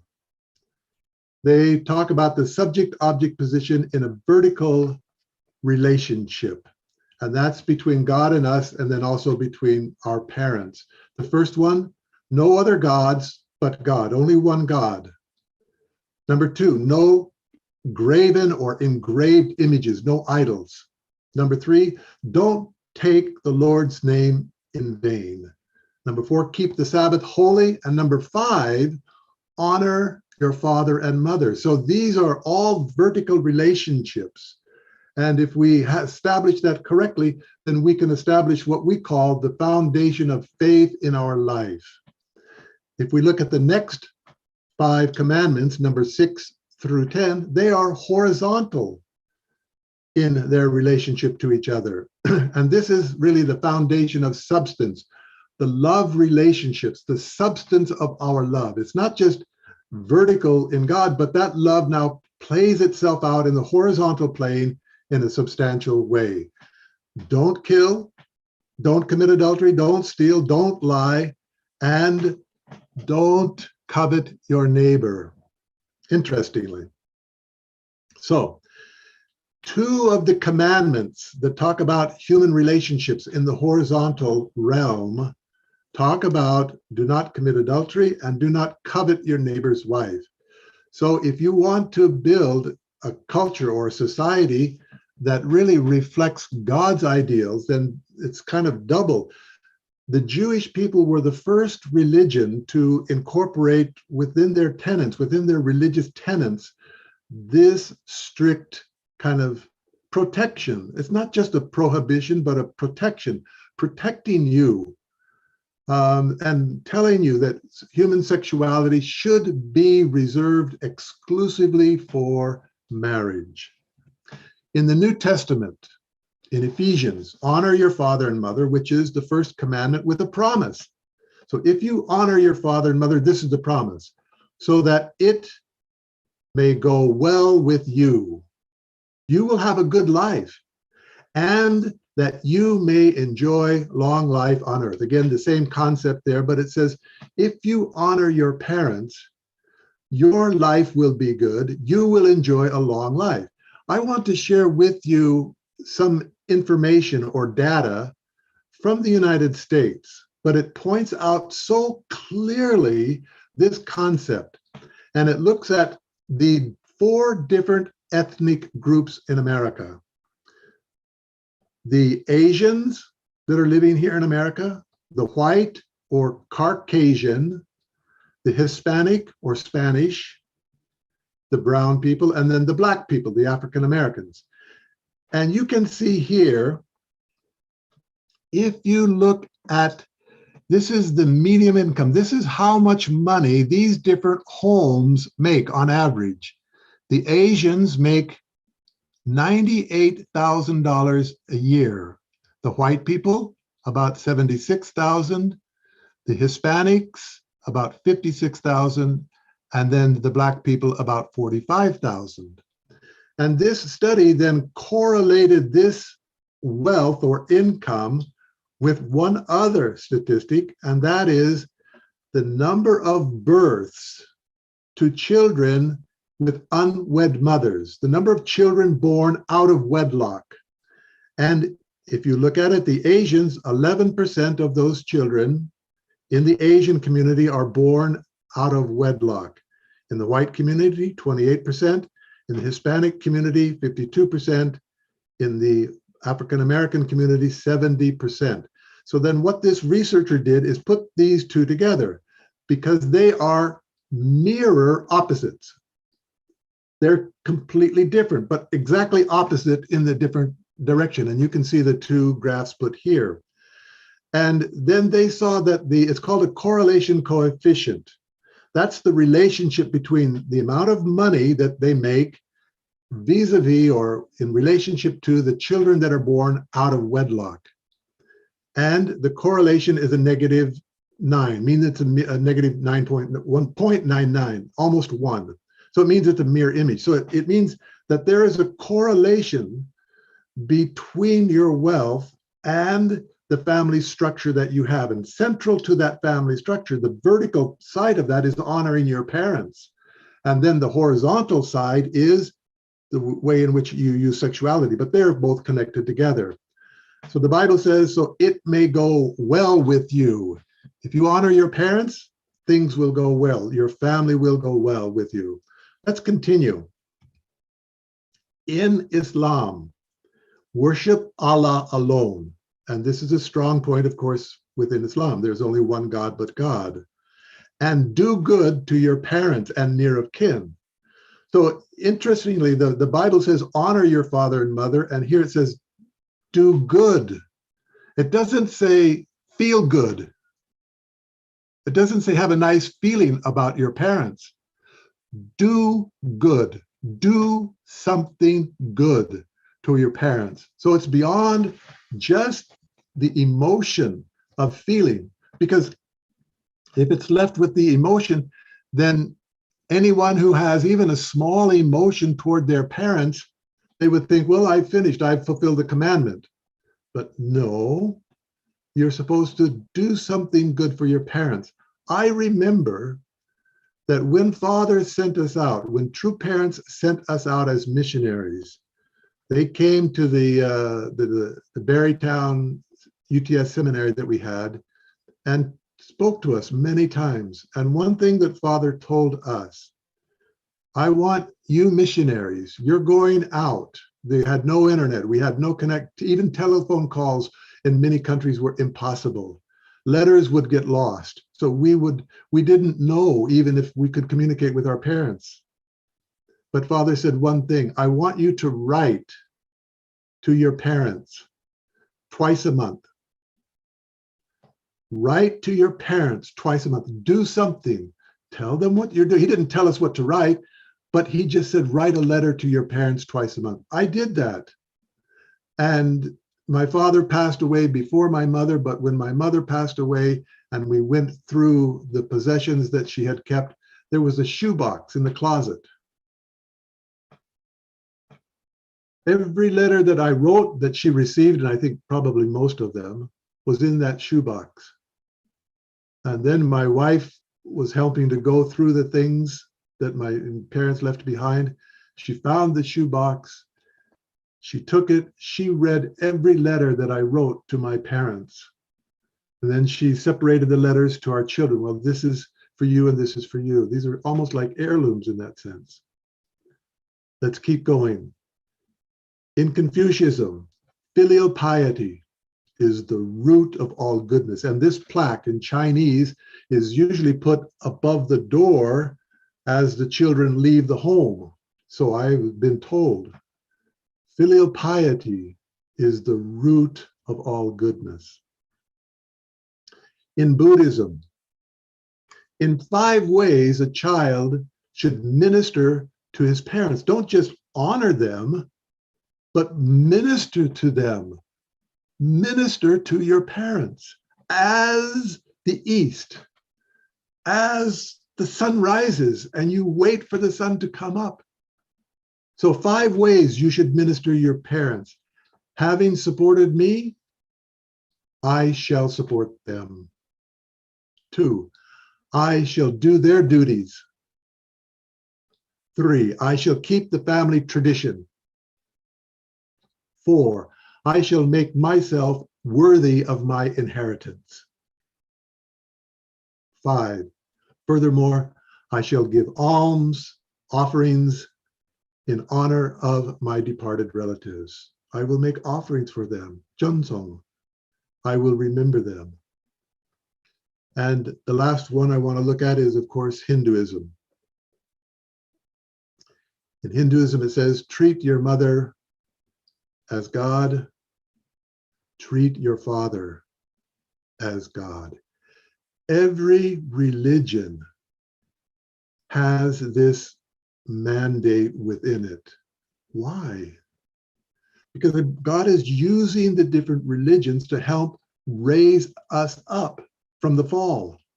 And the one thing that the biggest mistake in the fall is that Adam and Eve did not honor their parent, God. The fall of man was not the misuse of love, sexual love, conjugal love. That was not the fall. The fall of man was the lack of filial piety between Adam and God and Eve and God. If they had filial piety, there would be conversation. We didn't see that in the Bible. There would be gratitude. We didn't see that in the Bible. Wow. The misuse of sexual love was the cause of two lineages. That's, of course, a huge problem.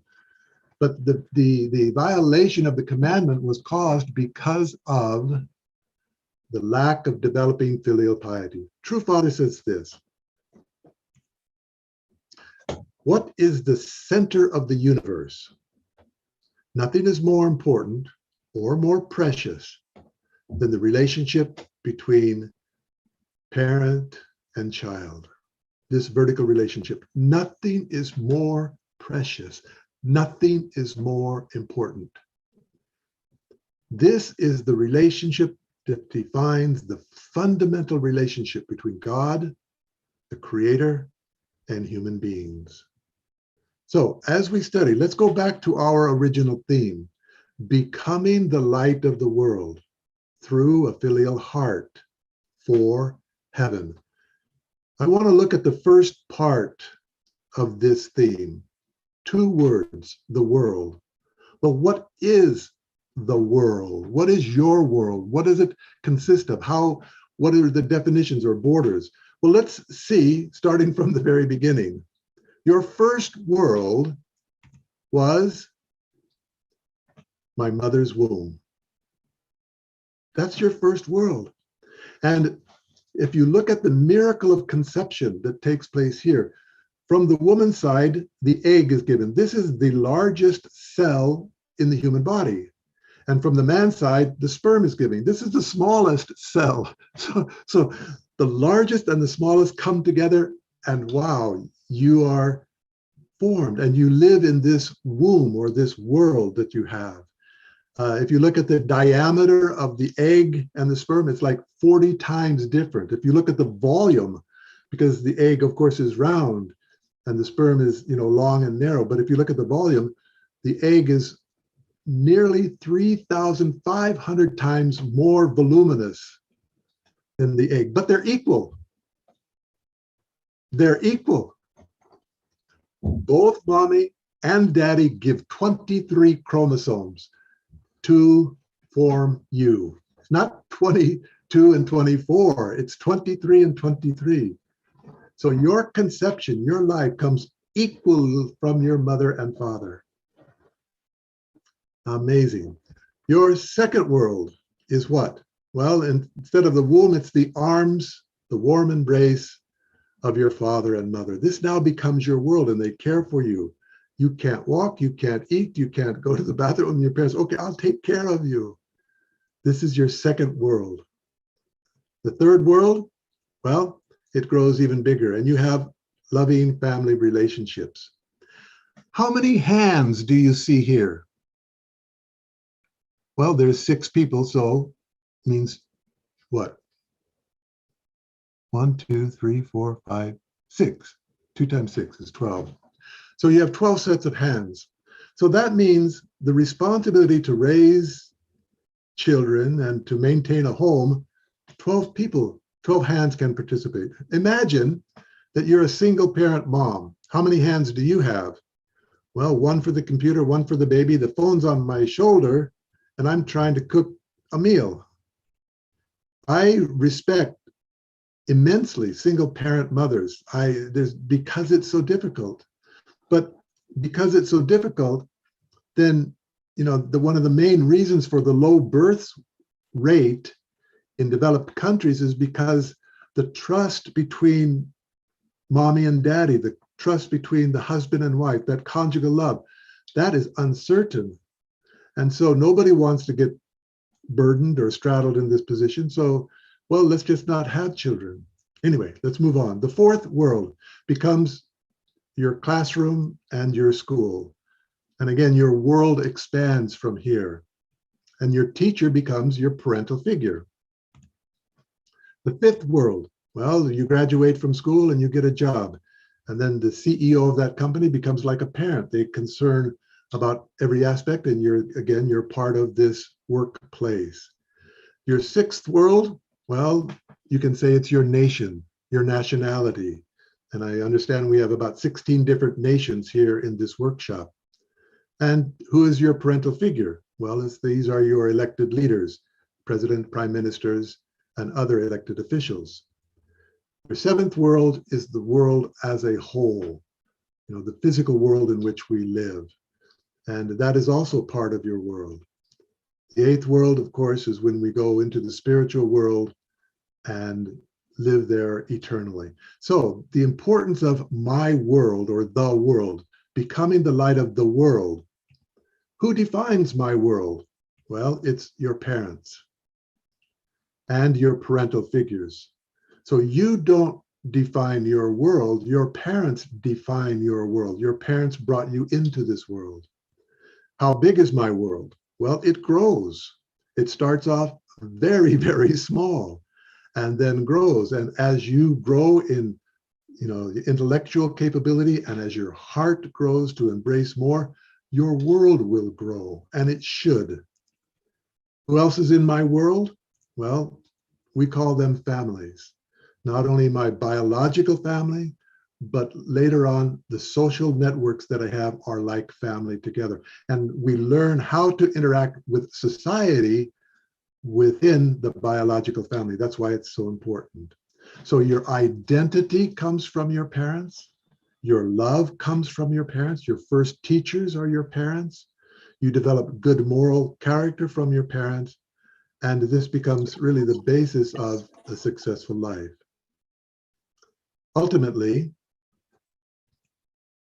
if you want to have the biggest world possible, then you need parents who have the biggest mind and the biggest heart. Parents that know no boundaries, even from the physical world and the spiritual world, no boundaries in terms of time or space. And they go back to the original creation, and they go into the future. And so that's why we have our true parents. They have connected us to the heavenly parents. And again, the teachings that our true parents have given to us have really given us the opportunity to expand our heart infinitely. The next part of my presentation, I want to focus on this concept of filial heart. And in this, I looked up the word filial piety, which of course is very common here in Asia. And it says it is a Confucian and Taoist ethic, filial piety. The Chinese is there, Xiao, I'm sure that's incorrect, but anyway, it's a virtue of respect for one's parents, elders, and ancestors. And we accept that, and true mother and true father, they use this word frequently. But mother has coined another word, and that word is hyojang, or the English translation has been filial heart. And that's deeper than just the filial piety, but it's the filial heart. And of course, you can ask a Korean scholar to give an exegesis or an explanation of this.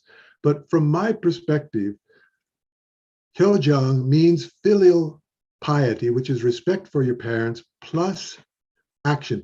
Action that is irrepressible. You can't stop it.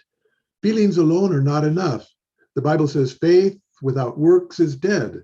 So it's a deep heart. Hyojang is a deep heart that drives you to do something, that you're not satisfied with just feelings, but you want to take these feelings and put them into action, no matter what. The action, of course, is, father says, living for the sake of others. Mother says, hyojang. I think it's basically the same thing. But here is the question that I ask often. Living for the sake of others. Okay. Who is the first other? Who is the first person that you will live for the sake of? Where will you set that paradigm, that model, that mold will be embedded into your heart and character? Where is that first person? Because that's the most important. Others build on that. But the first person that you live for the sake of is your parents. That sets the model within your life. And they are the first ones within your life. This is what Father says. If you want to be a son or daughter of filial piety, you have to know your father and mother's heart. Study their history. Study what they have done, what actions that they have taken, and understand the heart of your parents. This is the most important, because if you understand that heart, then that will motivate you into action. You can't repress it, actually. You can't suppress it. So, honor your father and mother. This is the beginning point. That creates and allows the filial heart to expand within you, so that your heart begins to expand. And that also aligns the mind and body correctly. We oftentimes in our movement talk about mind and body unity. No, I'm not talking about mind and body unity. I'm talking about mind and body priority. Because the bank robber that wants to rob a bank, his mind and body will be united. He will think really hard and plan really well how he can steal the money and not get caught. So mind-body unity, in my understanding, is not clear enough. The mind should dominate the body, and the mind is really in our public thinking when we think of others. And this alignment is correct when we honor our father and mother. When we honor our parents, then that alignment, not just unity, but the alignment of mind and body is set in the right order. And that becomes your vertical pillar. Of course, that will grow taller and taller, but this is the first step that you need to take. It will develop good character. From this, you will develop good character. Most importantly, this will be the North Star in your life. Your parents will be your North Star. It will develop your conscience, will develop from this. And how do you develop your conscience? Well, let me give an example. And I'm going to go back to the Bible and talk about Abraham. How do you develop your conscience? Because God wants us to have a conscience. A conscience means we regulate ourselves. We're not governed by other people. You know, policemen don't need to regulate us. The laws and order actually don't regulate us, but we regulate ourselves. That's when we gain true freedom. True freedom is self-regulation. So how do you do that? How do you develop your conscience so that you can self-regulate? The example that I will take here is the story of Abraham. God called Abraham to make an animal sacrifice. All right. So Abraham is here. He has to make a sacrifice. And he's supposed to make an animal sacrifice. And at the top of the sacrifice should be a heifer or a cow. So he has a choice to make. Well, am I going to offer the first cow, number one? It's old, sick, you know, no milk is produced. It's going to die anyway. Shall I offer that cow, or shall I offer the young cow that's healthy and strong and has lots of milk and still fertile and lots of offspring can come from that cow? Which one shall I offer? Well, the first one, the number one cow, if you make that offering, it's convenient, it's practical, it makes sense, true on all accounts. And if you make the second one, the second cow you're offering, well, that's inconvenient, yes. It's impractical, yes. It's unreasonable, yes. So when God asked Abraham to make the animal sacrifice, he said the cow should be young, 3 years old, and without any blemish. It should be healthy and strong. Why? Because if Abraham chooses the old cow that's about ready to die, that decision is centered on himself. That convenience and practicality and making sense comes from himself. That's his perspective. And God said, no, I want you to make something that is inconvenient, impractical, unreasonable, because it is a sacrifice. Because it is a sacrifice, that is the very reason I want you to make this offering a 3-year-old, unblemished, healthy heifer or cow. Because in the end, God does not want a dead cow. That's not the purpose of the offering. That's not the purpose. God wants the heart of Abraham to grow. And true father, sacrificing for others allows our heart to grow. If we sacrifice for others, our heart will grow. It starts with sacrificing, loving, honoring, doing good to our parents. And then that heart will grow. So living for the sake of others, hyojang, without sacrifice, love is not love. It's just a feeling. But when love is accompanied with this willingness to sacrifice, then the heart will grow. And it's the heart that needs to grow in the course of restoration, especially when we understand the problem that we go back to the fall of man. Adam and Eve's heart didn't grow enough. It was too small. And that was the cause of the failure to keep the commandments. So we have to restore that. Our hearts have to grow. So, how to touch your conscience. How can you touch your conscience? I love what Damien had done in the very beginning, and this was in my presentation originally. Close your eyes and ask yourself one question. You can keep your eyes open because you have to look at the next slide.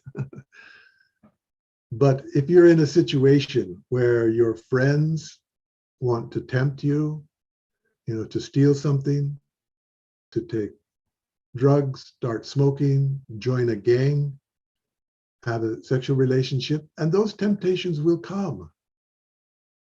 But your parents cannot be with you 24 hours a day, especially as you get older in your teen years, adolescent years. But the heart of your parents can be with you. You can carry your parents' heart with you. So if you get in a situation where you're uncertain what is right or what is wrong, then you can just simply close your eyes and ask yourself one question. Here it is. Will this make my parents happy? If you ask yourself this question with this reflective meditation, your mind will become crystal clear very easily. If you're in school and you get a good report card, what's the first thing you want to do? You want to show it to your parents, not only to be proud, but to make them happy. If you're in school and you get a bad mark on your report card, you put it in your pocket and you go home rather slowly. Do I really have to have my parents sign this report card? I don't want to show it to them. They will be disappointed. They will be unhappy. So this is the central point of Hyojang, your relationship to true parents. And you can say this very clearly to your relationship to your family members, because your other family members are also really parental figures, especially your grandparents.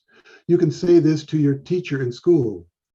If I don't do my homework, don't come on time, will this make the teacher happy? No.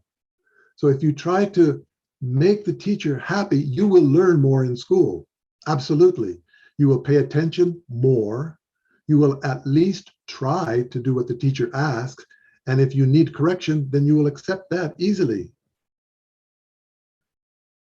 In society, if you're in a job and you have the business world that you're in, the most important thing they're looking for these days is not smart people. I remember seeing an article, it was in the Korean newspaper. This was several years ago. I cut it out and clipped it, and I've used it. I don't have it now because I'm in Chicago and my hard drive is in Manila. But the article said, people that look and interview prospective job applicants, no longer they are interested in your good grades and the nice school that you went to, because it doesn't tell them enough about you. They are interested in, are you a good person, not just are you a smart person? Because if you're very, very smart and you are in charge of the finances and you've got all of these computer skills, you could, well, take money and put it somewhere very easily. So they would have to hire someone to watch you while you do your work. They don't want to do that. They want people to self-regulate. So the interview job goes not just, my school grades and where I graduated from, but they will take the envelope that you gave them and show it, say, this is very good, but now let's get to the real interview. Have you ever volunteered for anything without pay? What service projects have you joined or even led or even, developed on your own? These are the questions that they ask. Did you ever give blood or donate blood to the Red Cross or any other organization? What public mind do you have? Not are you smart, but are you public-minded? Are you self-regulatory? That's what they're looking for.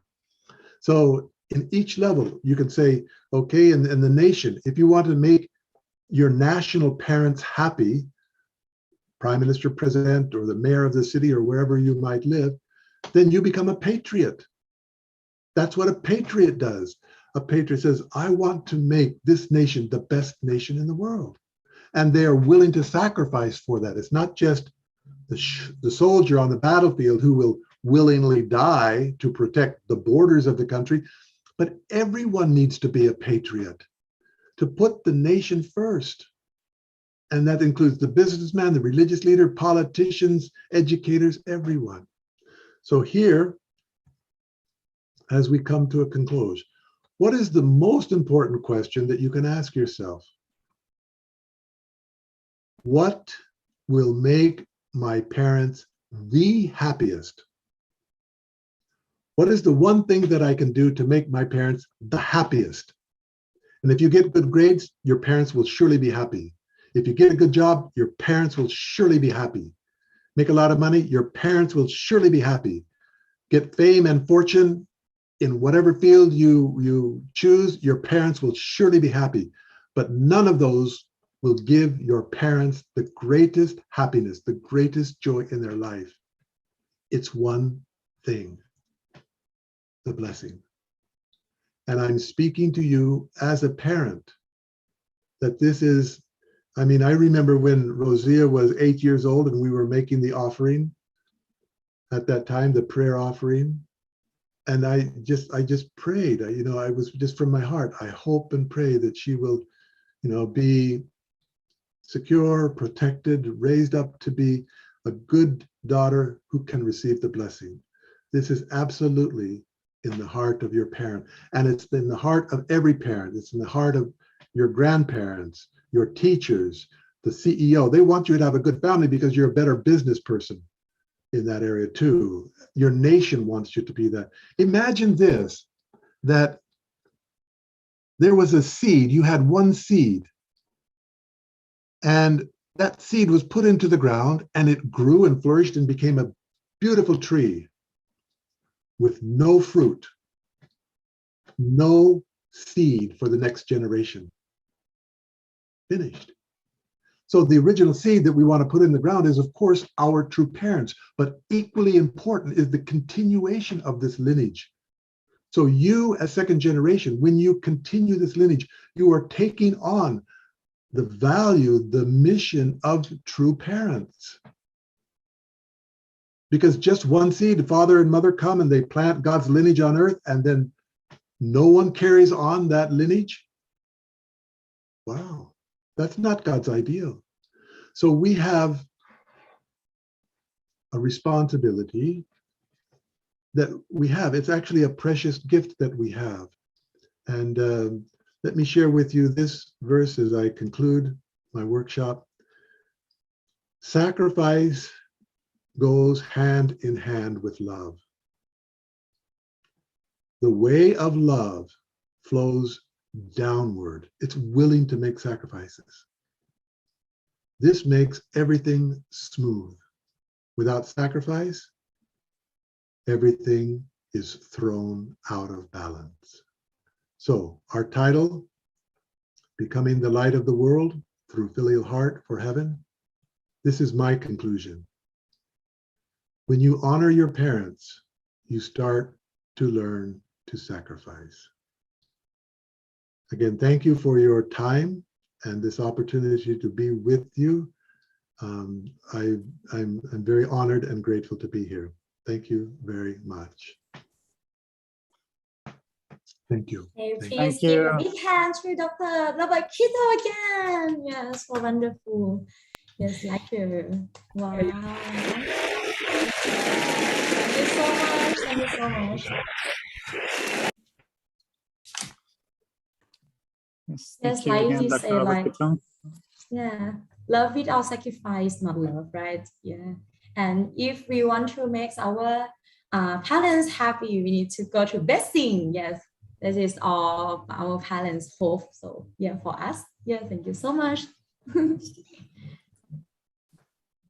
And then next is a time for break. Yeah, for everybody, 10 minutes. We have 10 minutes break, and then we'll come back 10 minutes later. Yes, Ken, right? And you can go so to please toilet. take a stretch, go to the toilet, have some water or a cup of coffee, tea, get refreshed, and we'll be back in 10 minutes time. Yeah, and stretch sometime like this. Okay, see you 10 minutes later. Yeah. Thank you. Ken Thank you so much. and June. Thank you. I have a question. I'll put it in the chat. Dr. have question? Yes, please, Dr. Kitong. Is there a Q&A? They will have Q&A? Yes, we will have a Q&A after Mrs. Ursula's session. Okay, so we'll be together to answer the Q&A. Good. Yes, Thank you. that is correct. Thank you. Yes, thank you. Thank you. Yes, again, if you have a question that you want to ask, you can chat to Q&A Shanghai, our daddy Shanghai, to have this question, and we will have our section to answer Q&A in the last of lecture. Yes, thank you so much.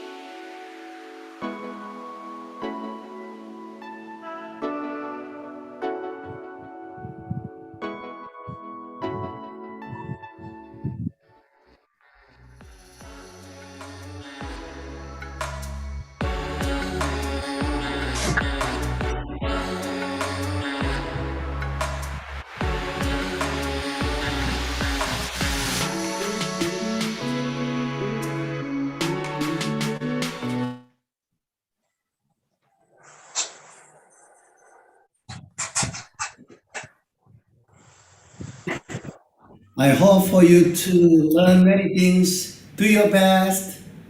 Asia Pacific, Okisha, victory! I love you. Hey guys, we are so proud of you. Thank you for joining the 11 Happy Educated Sunghwa Youth Workshop. We will be here with you too. Sunli. Hi children, please come and join the upcoming number 11 HPHC Sunghwa Youth Workshop. Give a big hand to our dearest parents. Wow, so Nice. cute. Nice. Very Yes, nice. messages of what do I say? Giving so you power cute. and Yeah. Well, we think like everybody will ready for another section, right? Yeah. yes, I hope that you were able to enjoy your break, that you're able to stretch, go and refresh yourselves, and hopefully you are ready for our next session. Yes. So yes, for our second speaker of the day, we will have Mrs. Ursula McLachlan. So I hope that you're all refreshed and that you can please prepare your eyes, please prepare your ears, please prepare your mind, and please prepare your hearts to receive the next lecture from our beloved BFD Director of Asia Pacific 1. So please put your hands together and welcome Mrs. Ursula McLachlan. Yay! Woo! The mother of Asia. Yes.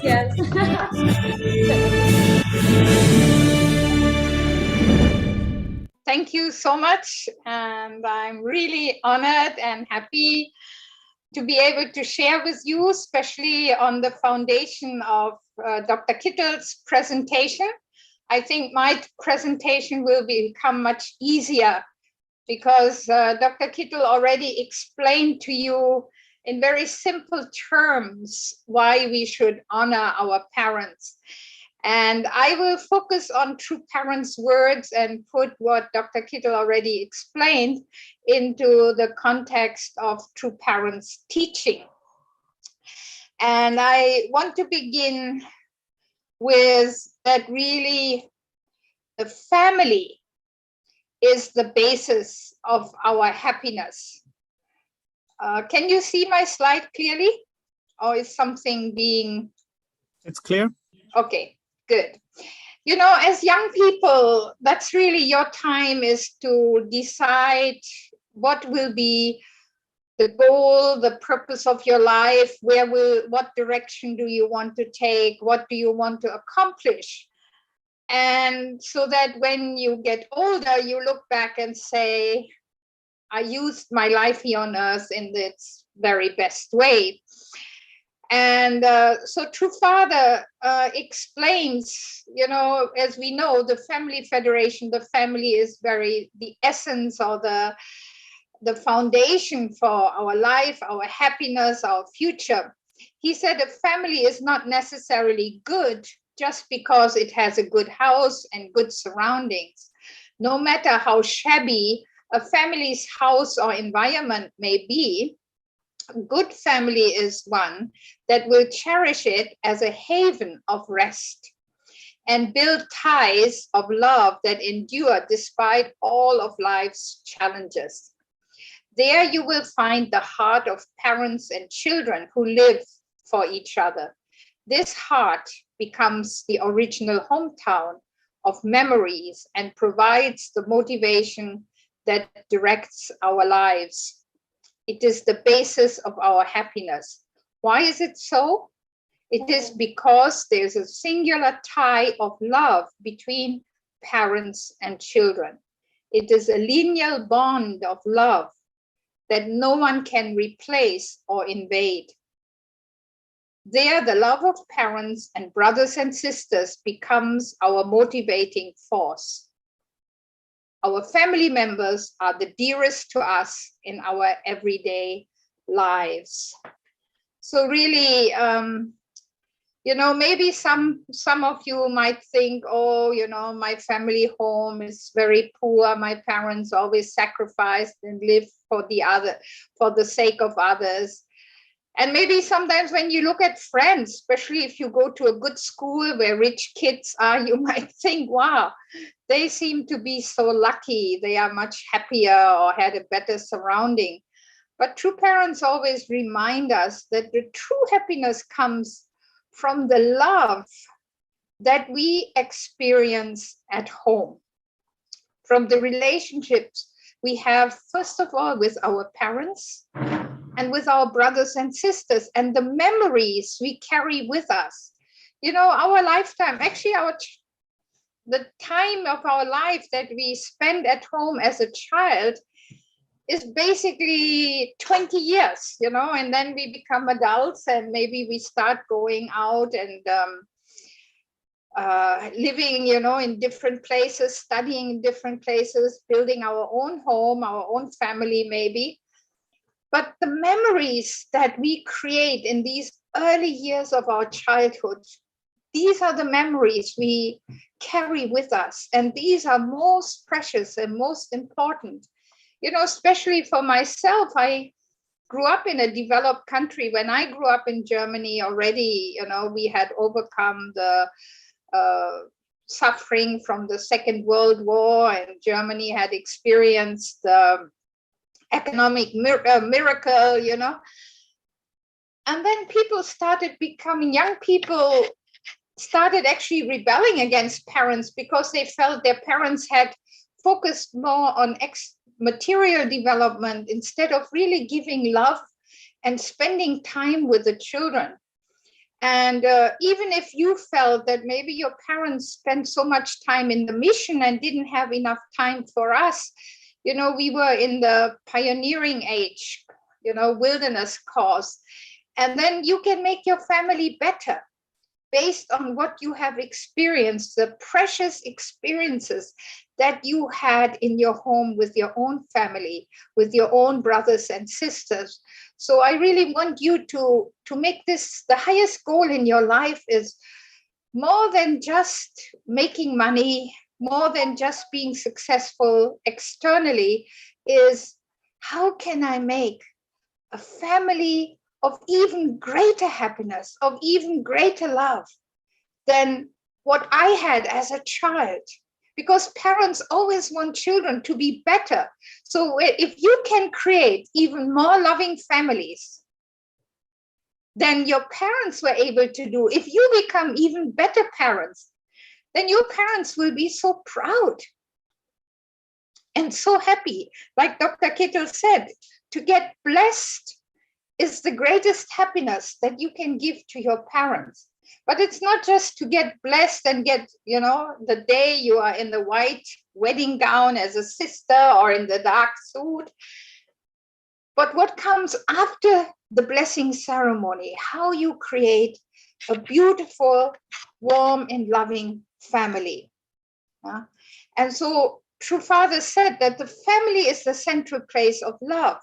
Some family or some people may say that they are satisfied with their work and need nothing more. But that is not true. There may be some fulfillment there, but the workplace connects people through material things. Politics is where people pursue their rights and interests. Even in religion, people seek God in different ways from all directions. Though they may be able to find God, they will not find love. True love can be found only in the family. Someone may be successful in his company, earning vast sums of money and being recognized by many. But if he does not have a loving family, he is an unhappy man. Even if someone goes into the field of politics, becomes a member of parliament, and even the president of his nation, if he has no loving home to which he can return, he will be an unhappy man. Even if someone becomes a famous pastor and a great spiritual leader who is genuinely loved by the members under his or her wing, that love is not enough. We look for a deeper and more central place of love than that. That place is none other than the family. So even to become a beloved leader, even a religious leader, spiritual leader, even a leader in our movement. Even members love us. But without the love from our own family, our own children, our own grandchildren, our own brothers and sisters, we are not yet successful in our life. I think many times, especially early members like Dr. Kittel and myself, that was really the pioneering era. The early members, we were always focusing on our mission. But as we get older and as the Providence has entered a new era of settlement, that means this is now the time not to wander around in the wilderness. Now is the time to settle the family relationships, settle the tribe around us, and create a nation centered on God and true parents, create a world, Chonilguk, centered on God and true parents. But it all starts from the home, from our own family, where we need to be successful and victorious. And so as children, what you can do to make your family to have deeper bonds of love is to show your filial heart to your parents. Try to understand your parents. Try to support them in what is important. Actually, Dr. Kittel mentioned, actually filial piety, your father had said it, is to know your father's and mother's heart. That is something you can do as a child. Try to truly understand what is important to your parents. What do they long for? What do they wish for? And how can you make them happy and help them to fulfill their dreams? And that will make you even closer and closer in your artistic relationship with your parents. Because as you grow up, your parents don't only want to relate to you as a kid, as a little child, you were cute when you were very young, but as you grow up, they want you to be even a friend to you.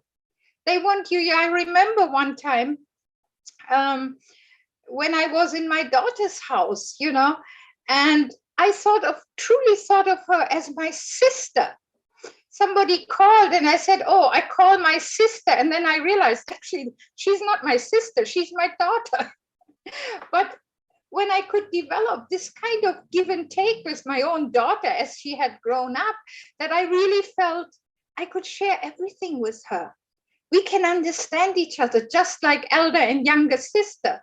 That's the way we want to really relate to each other. And we always need to go back to what is God's original ideal of creation. When you listen to father or mother's speeches, they always start with true parents' original ideal of creation. True father said, through Adam's perfection, Eve would also have attained perfection. And through Adam and Eve's perfection, God would have seen the beginning of the family centered on love. Had that happened, there's no question that from this perfected family, the tribe, people, nation, and world that could attend God would have arisen, and God, Adam and Eve, would have been at the very center of them all. With God as their center, Adam and Eve's way of life and their life course would have remained in history as the tradition by which to live together with God. In that case, their habits, customs, rituals, and way of life inevitably would have stood as traditions bound up with God's love throughout history. So whose tradition, whose habits, whose customs and rituals should we inherit? Actually, true parents, because they are the perfected Adam and Eve. They have fulfilled and completed what God wanted Adam, the original Adam and Eve, to fulfill. But since they couldn't, now through true parents, we are so lucky. We are the first, the second, the third generation of people who can inherit true parents' heart and way of life and traditions, and we can pass it on to the future generations. That is our privilege, but also our responsibility. And to parents, God is the vertical parent. He will never be apart from you for all eternity. The reason we have to attend our parents is to receive training in attending God, who is the vertical parent in the eternal world. The heavenly kingdom is the world of love. The world of love exists with the air of love. And the family is the place that trains you to adapt to that environment. True love contains the concept of giving. It does not mean that you can act as you please for yourself. If you think you can relax and be comfortable in your own home, you are wrong. It is actually a difficult path to follow. So God is our vertical true parent, but he is invisible. So how do we learn to attend God? Is by attending our physical parents, our parents who are with us at home. Of course, we have the true parents who teach us the traditions, but again, true parents don't live with us on a day-to-day basis. And so our parents are really the representatives of heavenly parent and true parents. And by attending our physical parents, we learn how to attend true parents and how to attend God. And we learn what it means to love. And Dr. Kittel explained it already. Actually, the concept of true love automatically includes sacrifice, but it's not something we can do automatically. You know, a newborn baby cannot sacrifice. It's not mature enough. It doesn't have the life experiences to do that. And as we grow from infancy to childhood to adolescence, becoming adult, we learn how to sacrifice more. Step by step, you know, for a little child, even sharing chocolates or sharing their parents' attention is a big sacrifice. For them, it's very difficult. So these are step by step. We are learned, we are trained to live for others, to understand about other people's heart, other people's needs, people's wants, and to respect it and serve them. And this starts from our home. You know, even this period of growth, you know, we always talk about the 3 blessings. Actually, the first blessing, to be fruitful, really means that God gave us this time period of growing towards maturity. And unfortunately, when Adam and Eve could not fulfill it, True Mother, every time she emphasizes about this period of growth, and she emphasized that she had to go through a period of growth, that God gave her that time to grow, to mature, and to prepare herself for her mission. And she even shared how much demonym her mother was really so serious to raise up True Mother as God's daughter so she could fulfill her responsibility. And she was so strict with our True Mother when she was still a little girl that sometimes True Mother even cried, you know, because other kids were able to play and she was really being strictly trained. But she realized that this was a time through which she could prepare herself for her future mission. And Father himself had to go through this period of growth. You know, he always shares how young people, how you have to prepare for your life so that later as an adult, you can lead a productive life. You can make contribution to society, to the world. And we start with really making effort to make our parents happy. I think I really love this guidance. If you always think, would this make my parents happy? Would it make them proud? Is that what they expect from me? And then later you can think, is that what true parents want me to do? Is that what heavenly parents want me to do? You know, and heavenly parents' vision and hope and expectation is limitless. You know, he has so many hopes for you. So you can always grow to higher and higher levels. But true parents and heavenly parents give us the training ground to prepare ourselves. So where is the ideal training ground of love? The studio in which we are trained to build the ideal framework of true love is none other than the family. Where did your father come from? You need to think of your father as having come from heaven, from a world larger than the earth. You must treat him as though he were from heaven. At the same time, you must also remember that he has come from the world and from the nation. Besides that, he has come from a specific clan.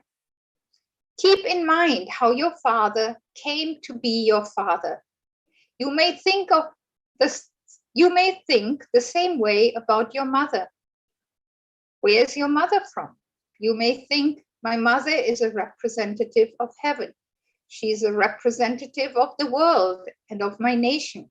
She represents my clan. That is why she was sent to my family. So let's not only think of our parents or judge or look at our parents just horizontally. It is natural when you grow up, when you're very small, your parents are God. That's very easy because you're still very small. Your life experience is limited. As you grow up, you also can see limitations in your parents. But often the mistake we do, and especially in the fallen world, and I'm sure as you grow up and you have interact with your friends in school and university, maybe many of them might complain about their parents. At least in my time in Germany, that was in. We said it was cool to complain about your parents once you became a teenager. But that's not heaven's view. That is not true parents' view. They want you to think more deeply. Number one, our parents represent God, heaven. But they also represent our ancestors, our nation, our clan. And with it comes certain responsibilities. We inherit the good points as well as also the weak points.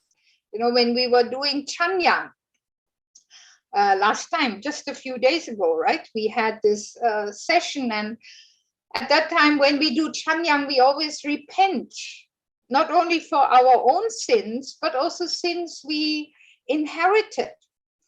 And it's very interesting on my side.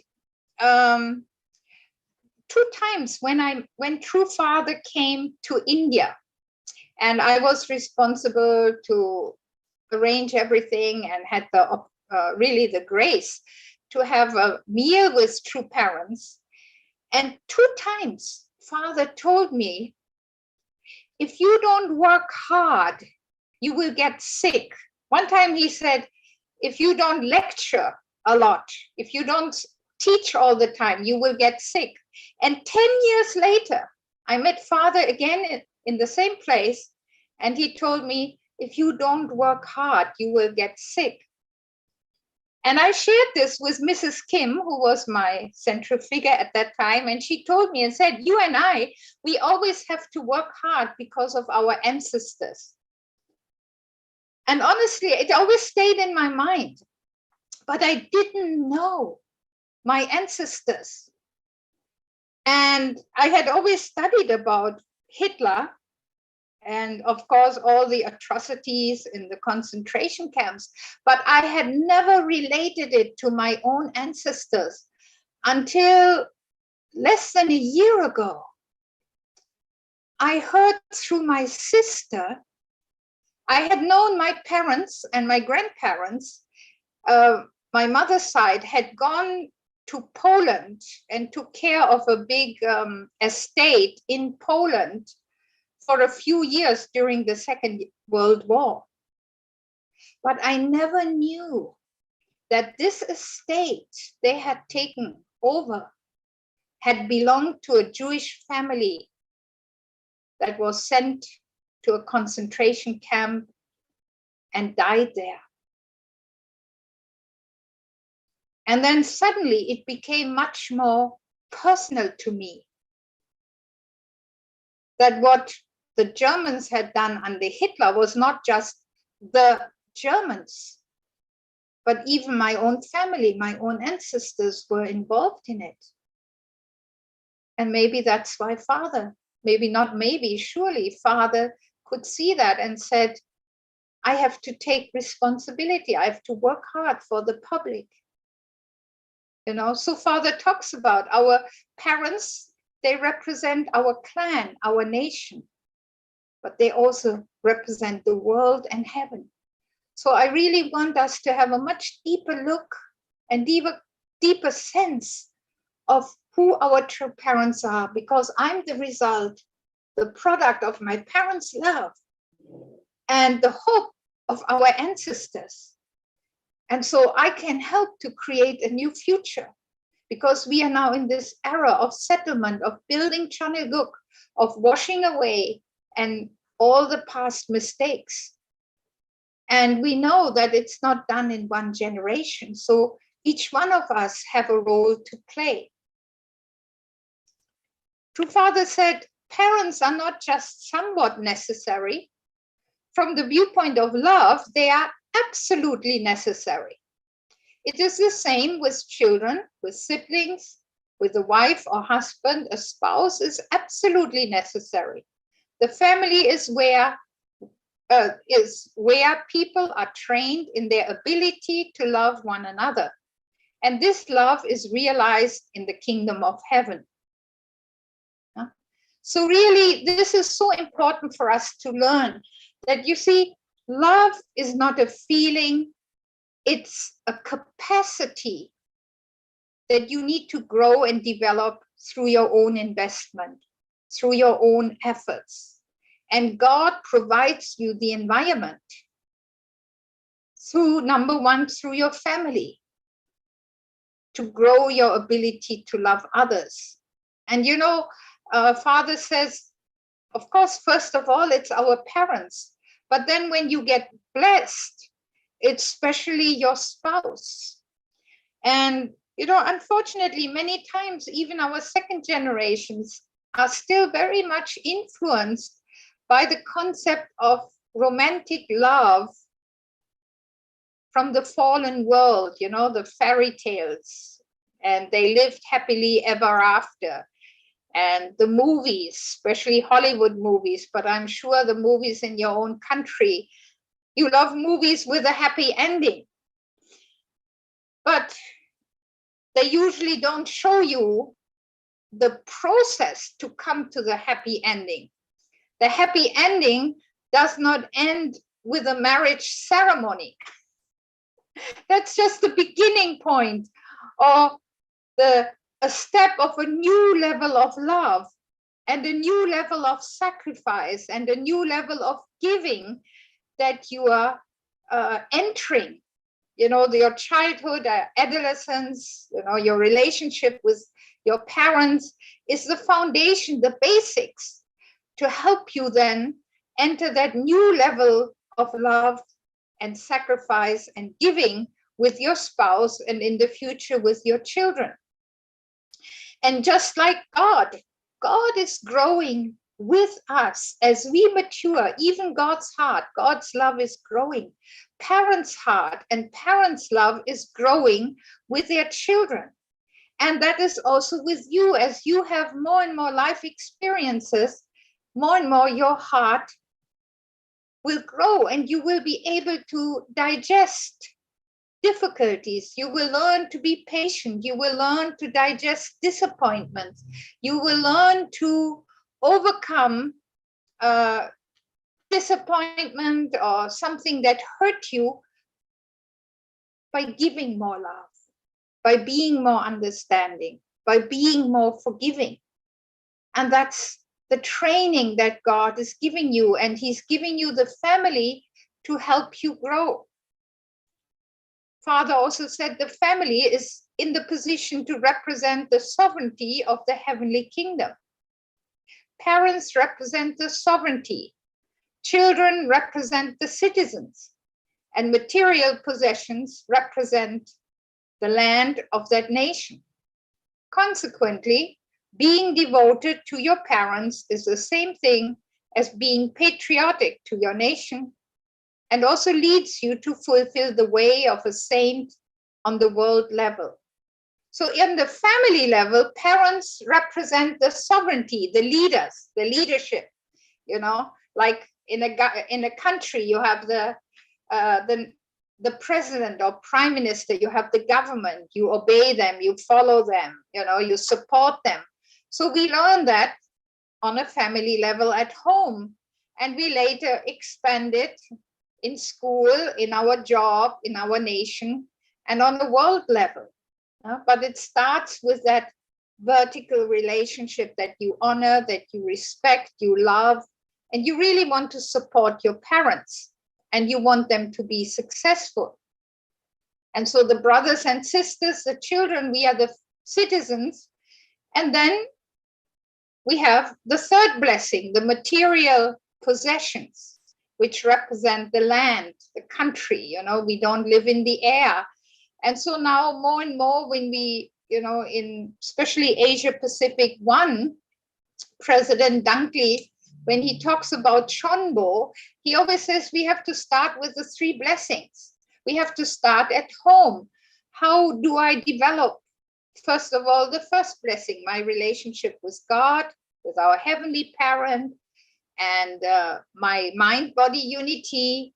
Then how I develop my second blessing is how to develop my relationships in our family, at home, with our environment, how to make them more heavenly. And then the third blessing, how I can become a better steward. How can I really be God's representative to love and take care of God's creation and manage our practical life? So we have to put all 3 blessings into order and work on them step by step. And if I become a good model and I learn to grow and to develop, then I can be an inspiration to others, to other families, other couples. And that's the beginning of Chonbo, you know, spreading the blessing that I received from true parents, that I try to live and substantialize in my own life. Then through that, that's the best way to witness to other people, to be an inspiration to them. Yeah. But Chonbo is not just something I do, a mission or a work outside, apart from my own personal life or from my own family, but it's something, it's the expansion of myself trying to really work step by step, slowly but surely, on fulfilling the 3 blessings that Heavenly Parent has given to us. And we don't need to have huge steps or giant goals, but we move forward step by step, day by day, week by week, month by month. And now we are going to enter, you know, the new year. So we can reflect on what we have done in the past year, how far we have gone, where we have lacked, where we want to invest more, and set our goal for the next year so that the next year can be even a better year than what we have accomplished so far. Yeah? And so we can, I think it's important that we don't have too high expectations and then get frustrated and lose hope or give up, but that we really always think of it as a process of growing, of learning, and even if there are disappointments, but then I try again. And I set myself a goal that I feel is achievable, can make me inspired. And once I reach it, I can set the next step, the next goal. So this way, we can finally reach really also the goal of our life. You know, the first one is really the process of maturing and growing individually. And the next level is the blessing, second blessing, to multiply. And as already discussed, it's not only for us to receive the blessing, but to spread the blessing, to multiply the blessing. And really, true parents said that, you know, it's actually 3 generations, the minimum to settle God's kingdom. God's ideal is the minimum is 3 generations should be blessed successfully. I show the picture of true mother, how happy she was when she was able to bless her grandsons, not only the children. You have here in this picture Sanjinim, the daughter, who was successfully blessed. And I remember that first when True Mother announced the engagement of the true grandson, she said they will be the true grandsons. Oh, that time she didn't announce the engagement yet. I think she was taking recommendations of who could be a potential spouse for her grandsons. And she said she wanted them to get blessed in 2023. But eventually she was able to bless them already in 2020. And she was so happy, so joyful, because True Parents family expands not only horizontally, but also vertically from generation to generation to generation. And the same thing is true with us. True Father told the parents, your parents, he said, you should guide your children to receive the blessing at an early age. When 3 generations have received the blessing, they can be bound together. Before you die, you need to have 3 generations blessed. This is how you can fulfill your responsibility.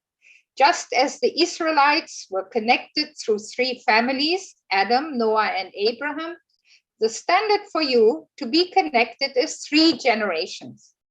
What should you do to achieve that? You should create your own tribe based on your sons and daughters and relatives who are to fulfill the same conditions. On that foundation, you can be free and accommodating with your tribe, and they can be the same toward you. So your goal is, if you are now the 2nd generation, is to get blessed, if you are not yet blessed. And if you are already blessed, but you haven't started your family life with your spouse, then your next goal is to really start your family together, to have children, and then raise your children so they will grow up. They will be filial to our true parents and to heavenly parents, inherit true parents' tradition, and they will also look forward to getting blessed and set up their own blessed families, so that eventually you will have 3 generation families. And if 3 generations settle firmly in their love, in their vertical attendance to heavenly parents and true parents, then this blessing will go forward, and in your lineage, will continue to expand continuously. So that should be really your goal. So it's not only for you to have this kind of romantic concept of, oh, I want to feel love and be able to, what my friends are doing when they are dating their boyfriend or girlfriend, then I can do it with my spouse. Don't have this kind of horizontal or self-centered concept. But I really want you to think more deeply to align with true parents and heavenly parents' hope is that 3 generations together will fulfill God's ideal. And True Father said, a woman should love one man, but she should love him as a representative of all men in the world. That man represents her father, elder brother, and younger brother. A woman should think of her husband as her father, grandfather, elder brother, and younger brother. Through loving her father, her grandfather, and her elder and younger brothers, a woman becomes eligible to receive a partner. A woman should have the attitude of love for all the men in the world, and she should embrace and love her husband as a representative and fruit of all men. This shows her love for humanity. With the heart to love her husband as her father, elder brother, and younger brother, and by transcending all nations and borders, a woman can be considered a daughter of God.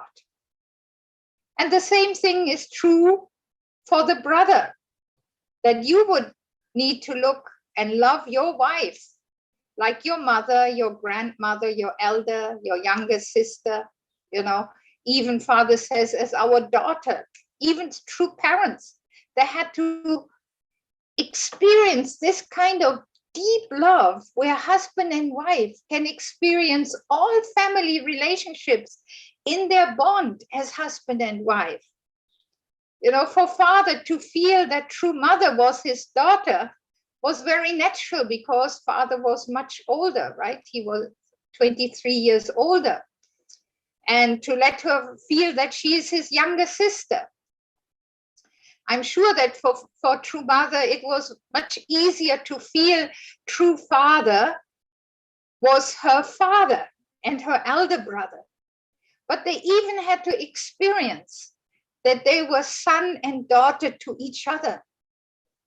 Do you know how a true father could feel mother was his mother?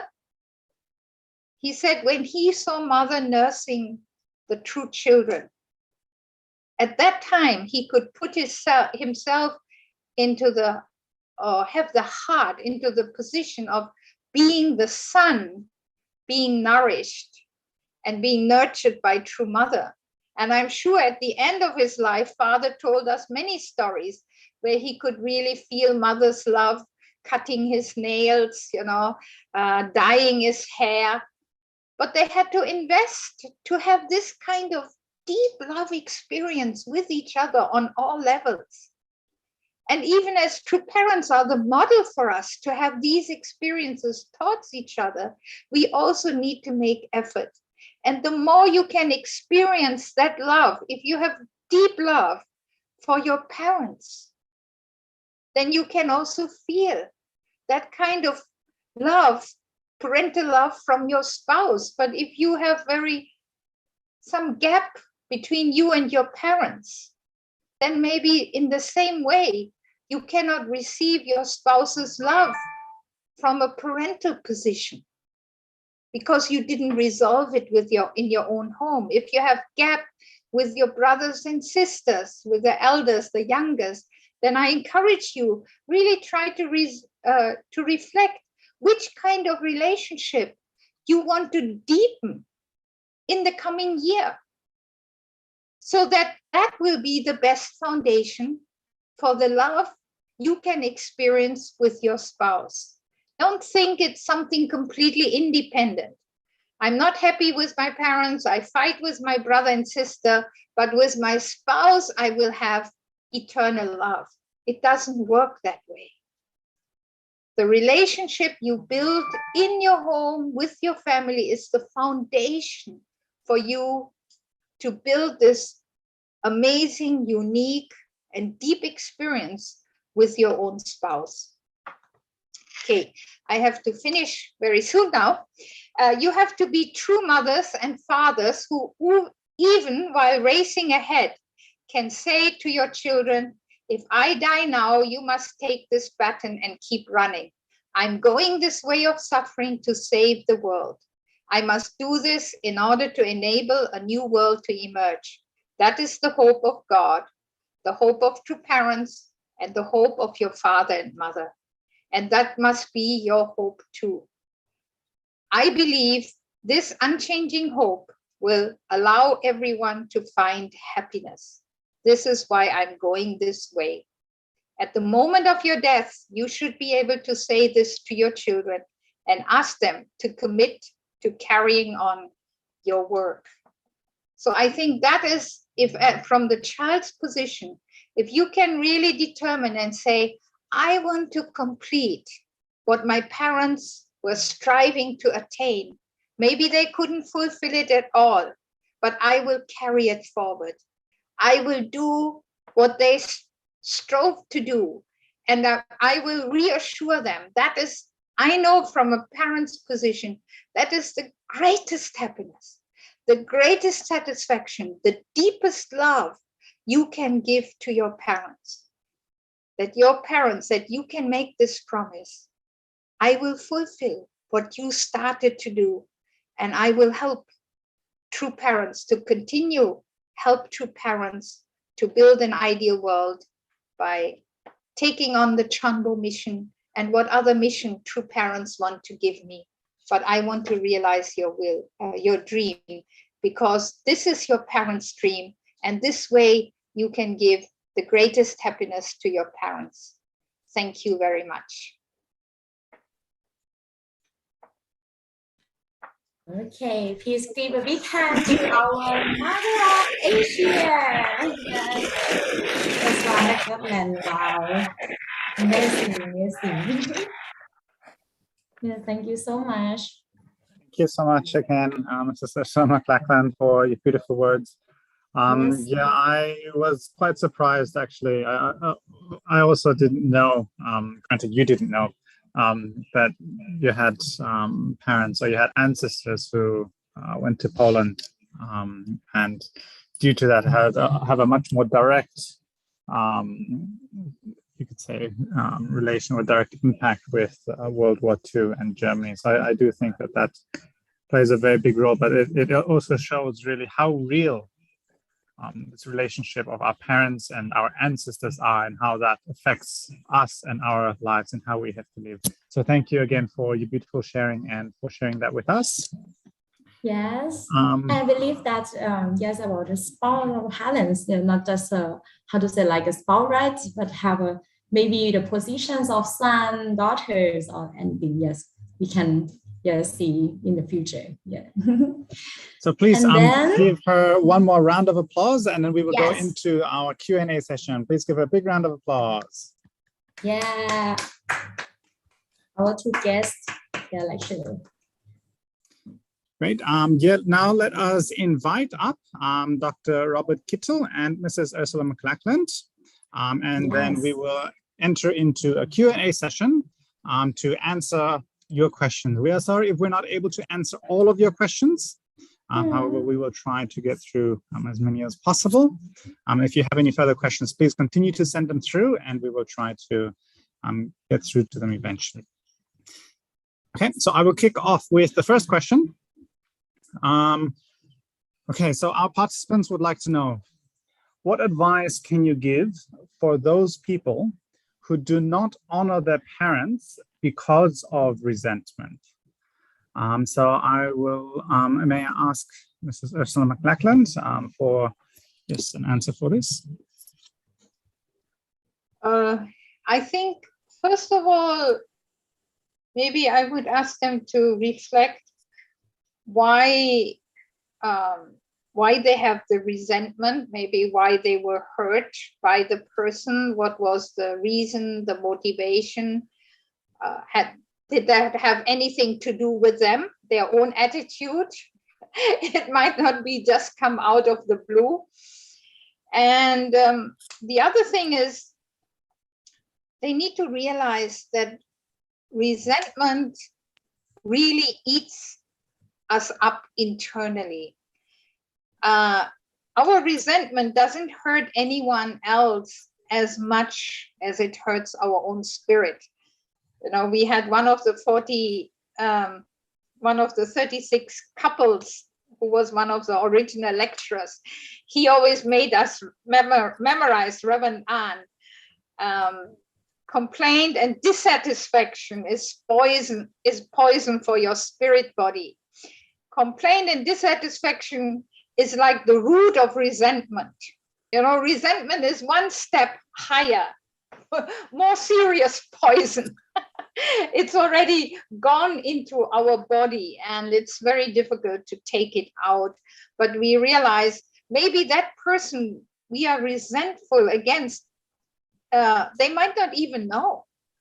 Maybe they are already past our life and somewhere else, but we are continuously hurting ourselves and closing off our mind towards other people and preventing, in a way, from God's love to reach us.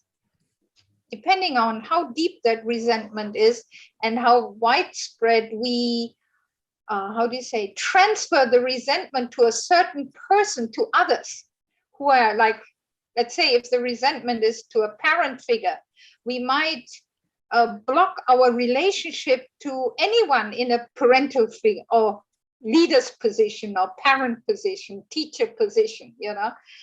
So we are blocking ourselves from really being able to receive God's love through this resentment. And in the worst case, it can even turn into physical cancer, for example. Is usually there is this foundation of deep resentment in our heart that then causes, or at least co-causes, maybe cancer cells to grow. Mm-hmm. Yes, thank you so much for your answer. I hope that all of the participants who may have had this question was able to receive an answer, and that you may be able to reflect again on that. So thank you again. Yes, Do and you want to ask the next question? Mm-hmm. And a great question I received from some brother or sister in here. Second question two, maybe may I invite Dr. Bokito to answer this question. The question two is how to love my sibling where we are so struggling to embrace each other. Again, how to love my sibling where we are so struggling to embrace each other. Please, Dr. Bokito, to answer this question. How to love my siblings if they are still struggling with each other. Is that the question? Yeah.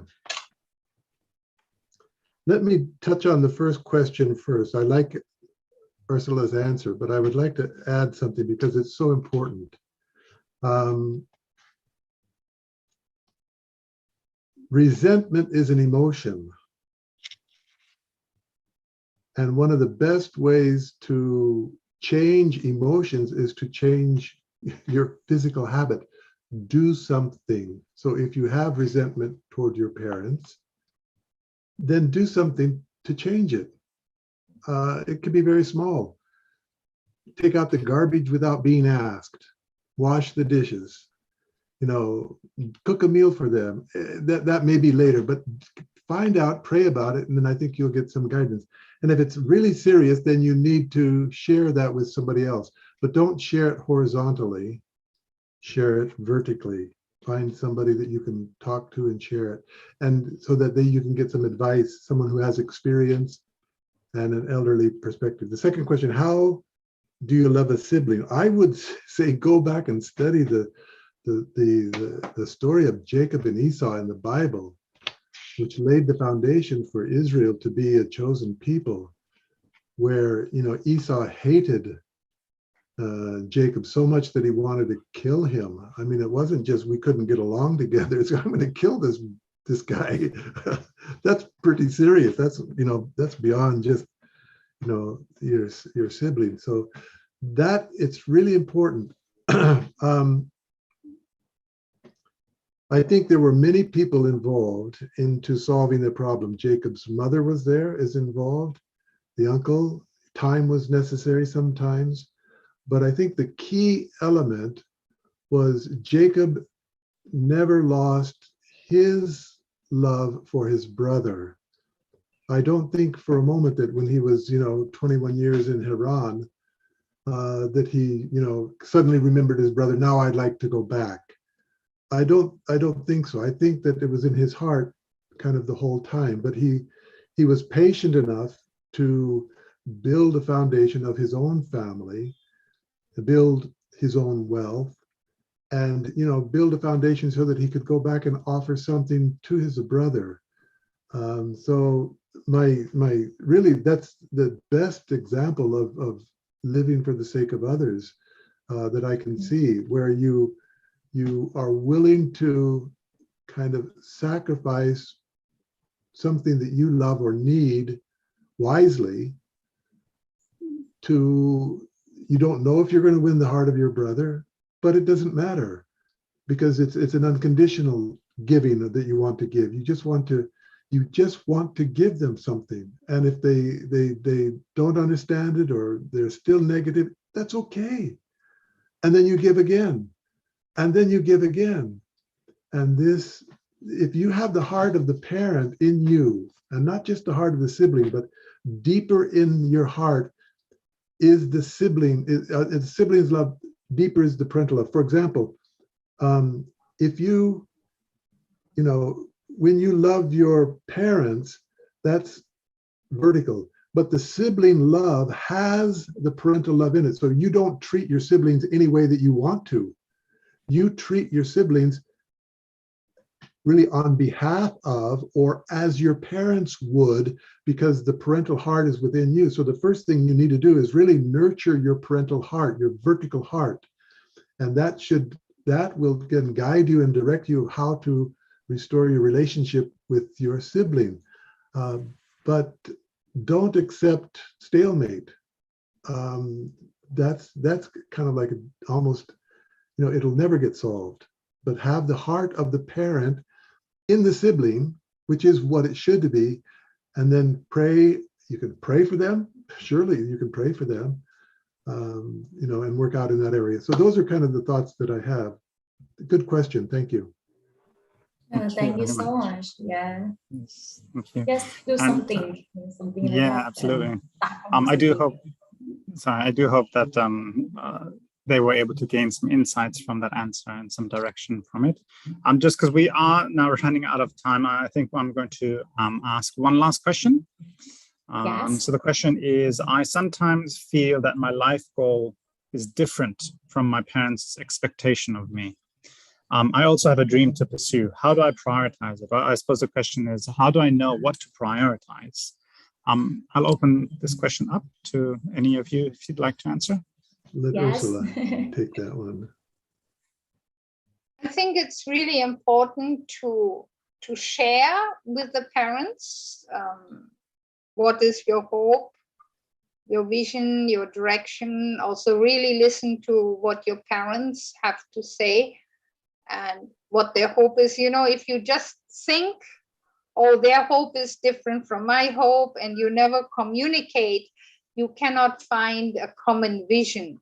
And I think it's really important. I know in terms of matching, because maybe in the beginning, often what happens is that what the candidate is looking for or hoping for is quite different from what the parents are looking for. But once they start really communicating and really sharing honestly and deeply and the reasons for why they think like that, then eventually they can come to a common vision.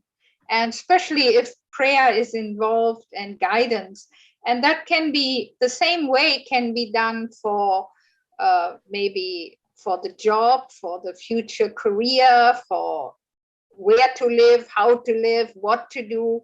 The key is really honest and open communication and listening to each other, trying to understand each other's viewpoint, rather than insisting that I want my viewpoint to get through. But if both sides try to find the common viewpoint based on God and through parents, I think it usually works. And it might be something different from what parents and children thought in the beginning. It might be something new and something better. Yes, absolutely. I do think communication is key, and sometimes it can be surprisingly difficult. The parents and children might think that they're doing it well, but in fact, they might actually be lacking in that aspect. So thank you again for your guidance. Dr. Kito, would you like to add any final remarks or any final words? Yeah, thank you, Ursula, for your motherly heart and the advice that you're giving.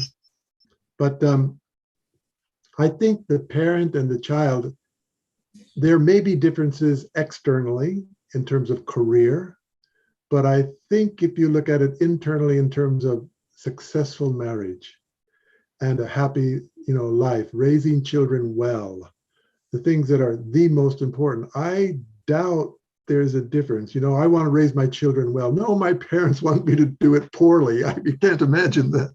Yeah, it won't happen like that. So I think the difference is kind of the focus or the perspective. And the external things are not unimportant, but they're not the most important. And again, I think Ursula said the right thing, dialogue and communication.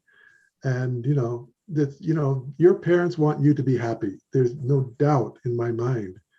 And, that the root of your happiness will be not in the job, the career, the money that you make. Those are important, but they're secondary. Will be the good family that you raise. So I think there's probably more common base than is often recognized, and people look at differences rather than commonalities. And finding the commonalities then allows more for communication. Otherwise, you're kind of rigid. Well, this is what I said, and this is what they said. And you find that common base, then you can start communication more easily. Thank you. Yeah, absolutely. Thank you. Thank you again so much to both of our speakers and to all of the questions that we posed to you today. We are sorry for all of those participants who had questions that we didn't have time to get through to them, but we hope that we will be able to answer more questions in the future for you. So please give a big round of applause to Mrs. Ursula McLachlan and Dr. Robert Kittel. Thank you so much. Yeah. Thank you. Thank you, Ursula. Thank you. Thank you, translators. Okay. Who else is there? Thank you. Yep, thank you. So next, from our Q&A session now, for today's final session, we will be inviting up Reverend Ronnie Sodusta to give a testimony. Look, I don't think I need to ask you to give him your attention because I am sure he will grab it. He always speaks from his heart, so please put your hands together to invite Reverend Ronnie Sodusta. Yay!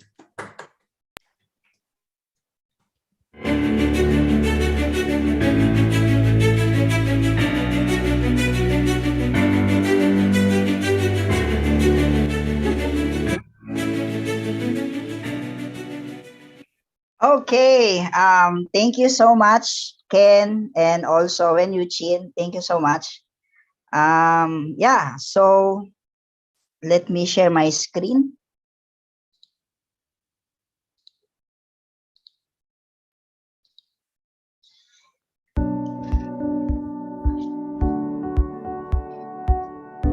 Okay, so good afternoon, everyone. First, I just want to know who among you here is your first time to hear me giving my testimony? Who among you here is your first time to attend the Sunghwa ceremony? Sunghwa workshop. Please comment down below in our comment section. I just want to know. Yeah, so, yep. And before I begin, I just want you to help yourself and prepare a pack of tissue with you while you are listening to this testimony. And I want to ask our MC to please remind me of the time. I might be overwhelmed with speaking because I am in my front line, the youth, and I have to give my best. Okay. So I was given the opportunity to give a testimony about Yojong, about honoring your parents, and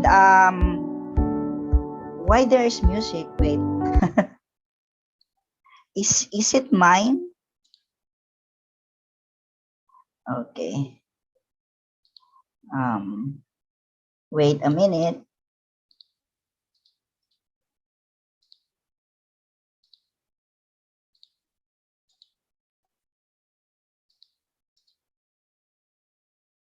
Okay, so this is Yojong testimony, but before I begin, I would once again to remind everyone about this quote. According to this one, it says, listen to your elders' advice. I felt like I'm an elder, okay.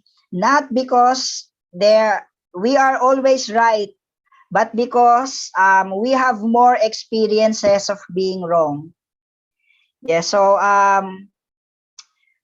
just to give a hint, perhaps, I am passionate when I talk with passion, when I talk with commitment, when I talk with my heart out. It is because of two things. Number one is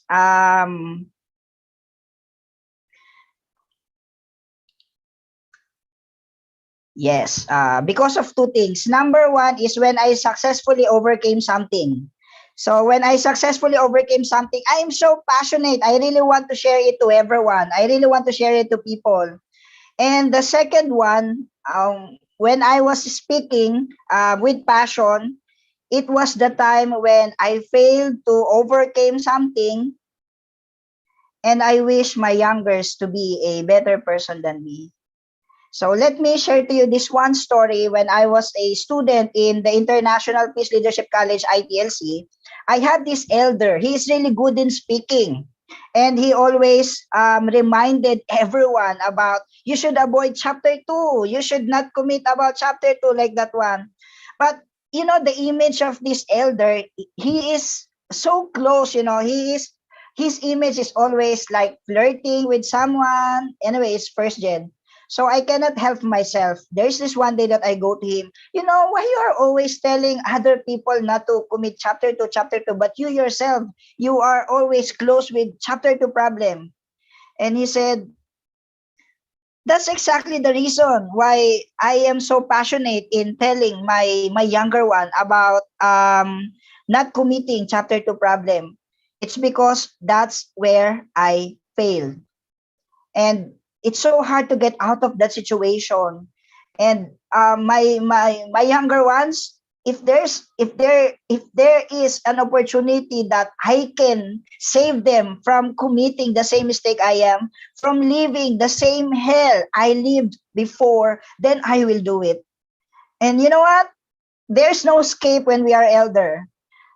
We have to save our younger. When we overcame something victoriously, we share it to them so we can help them. And at the same time, when we failed in doing something, from that experience, I realized that I need to use my passion. I need to use my ability. I need to use my failure so I can save my younger brothers and sisters. And so today, I will leave you with this question. What I will share to you about Yojong, is it Songgong? Is it victory? Or is it my failure? It's for all of us to find out during my testimony. Aju? Aju. Yeah, so hopefully after this one, when you can find that I'm not as perfect as you think I am, you still respect me. Yeah. Okay. So let me introduce to you the main character of my story today. Okay. In my story, there will be two characters. First is Mrs. Rosita Dizon, which is my mom, was born December 21, 1953. And from the Philippines, she is a single mother. My mom and my dad separated when I was, I think, 6 years old or 7 years old. And then there is me. I was born on the 31st of October, 1986. Same with Dr. Kim Sroy, just different with time. And I'm from the Philippines. I am the son. And for those of you who listened to my testimony last year, I just want to repeat that one. My life story began in high school. After I graduated from high school, my mother talked to me and told me that I cannot study in university because we do not have money. My life as a child, we are like from riches to rags. When everything we have, when I was a baby, or probably until 7 years old or 8 years old, and after that one we became poorest of the poor. So my mom told me that I cannot study in university, and what my initial reaction was to rebel. And I told you my story about how I rebel my mom, that I purposely destroy myself just to tell my mom that, you know what, you ruined my life the moment that you did not send me to university, to college to study, which is your responsibility. You ruined my life, and I want you to look at me. So my mom told me, do not drink alcohol.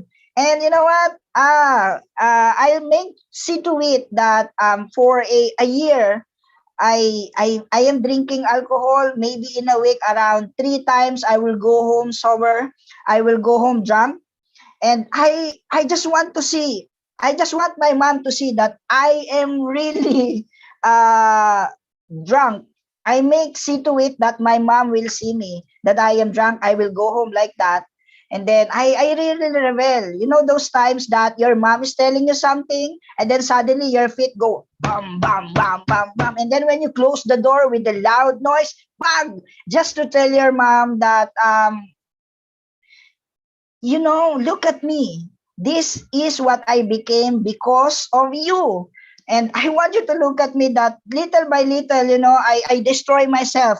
I join bad peers, smoking, drinking, gambling, and until 3 a.m. I would go outside, and then 4 a.m., 5 a.m. I will go home and wake up around 11 a.m. and 12 a.m. I live my life without purpose. And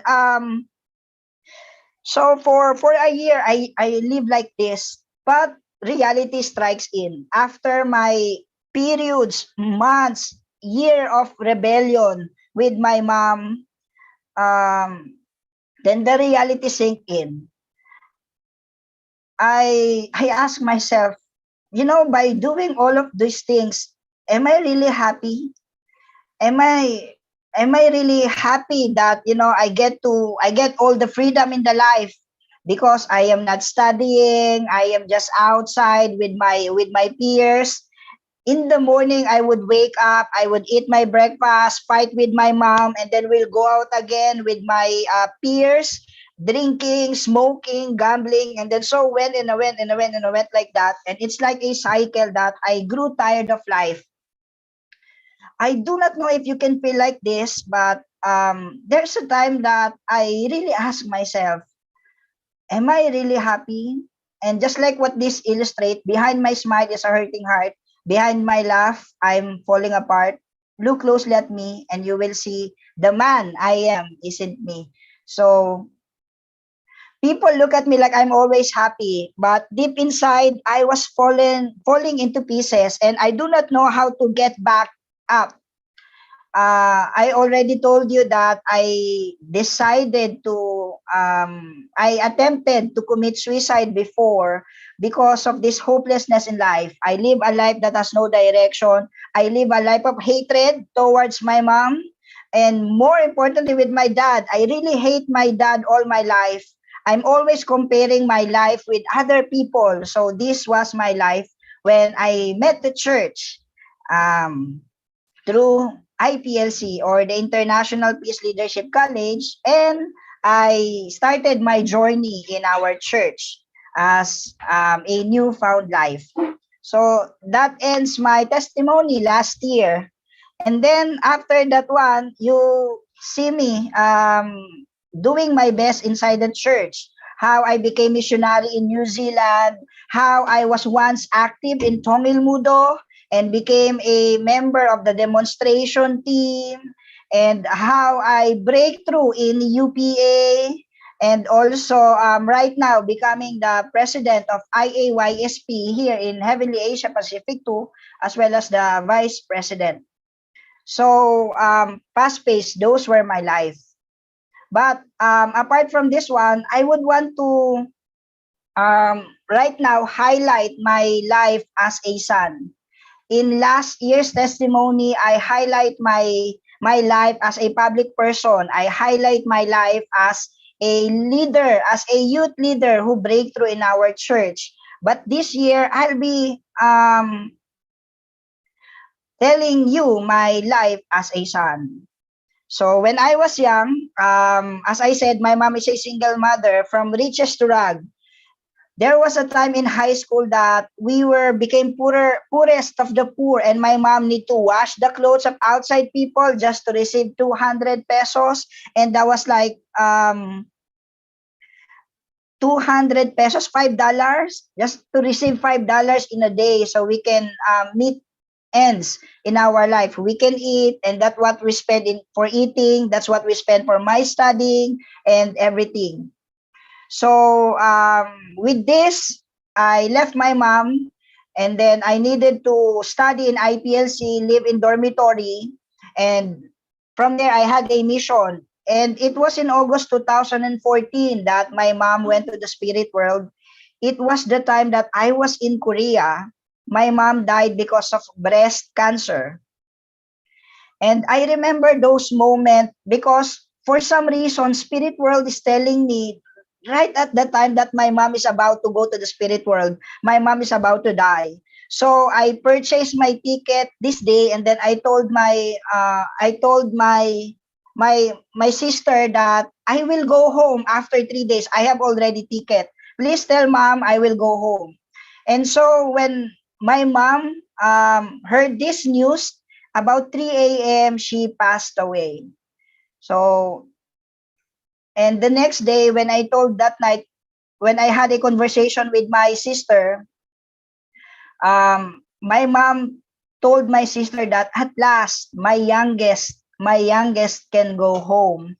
And after she uttered those words, she went to the spirit world. During that time, I became a staff in a like Chonilguk workshop, I think, for the leaders. And then the next morning I went out. That's the first news I heard from my cousin that my mom went to the spirit world already.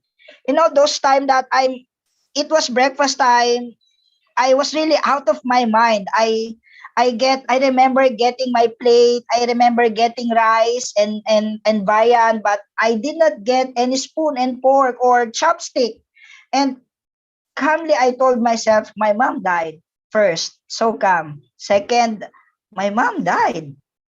And then third, my mom died. So I reported it to UPA. I told UPA, Chunjupyo nga saganakyo. This is the second class cadet Ronnie Sudusta. My mom died. And then after that one, the tears kept on falling after I reported to UPA. And I remember that morning, I needed to wipe my tears because I needed to guide many Chonilguk leaders, national leaders. I wiped my tears and I smile.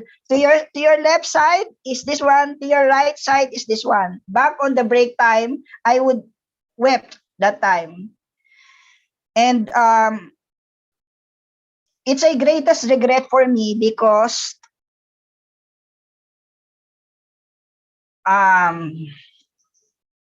it's a greatest regret for me because when I learned the principle, when I learned about true parents, that's the only time I felt so alive. That's the only time that I felt the importance of having your mom with you. When I spent around 5 years away from my mom,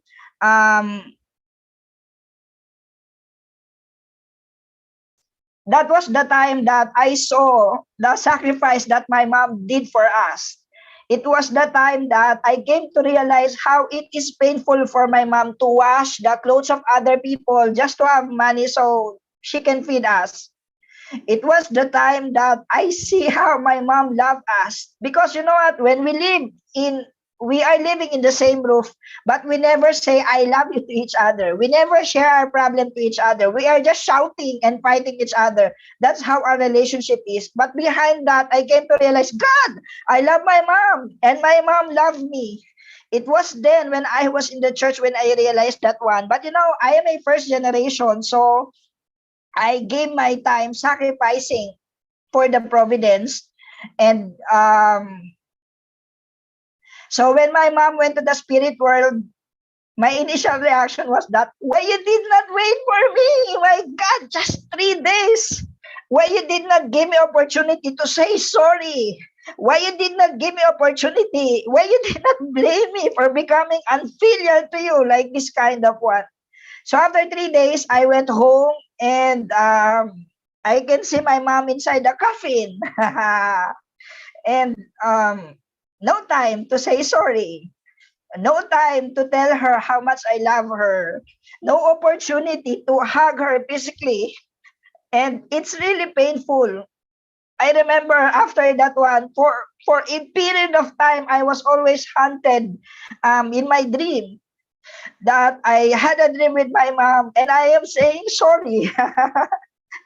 Around 3 a.m. in the morning, there was time I would wake up in the middle of the night and I would shout, Mom, Nanay, Mom, like that.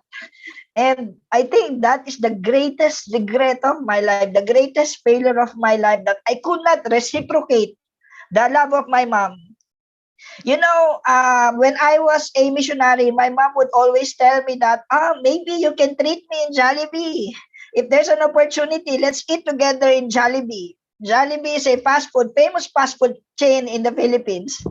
And it's my greatest regret that no matter how much you can make money right now, how big of your money right now, you cannot bring your mom inside Jollibee.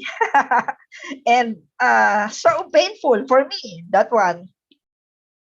And I am so foolish, spending 18 years of my life hating my mom, blaming my mom, why we cannot have a good life, why I cannot grow up with my dad just like others who have dad, who have father. Why do I need to feel and experience those hardships? And so for those of you who is experiencing the same thing, if you are hating your mom right now, your dad right now, if you are hating your church leader or your parental figure, I'm telling you, you are wasting your time. And I would once again to share to you this beautiful video about blaming others. I played it last year, but I think I can play it this year as well. Let's watch this one.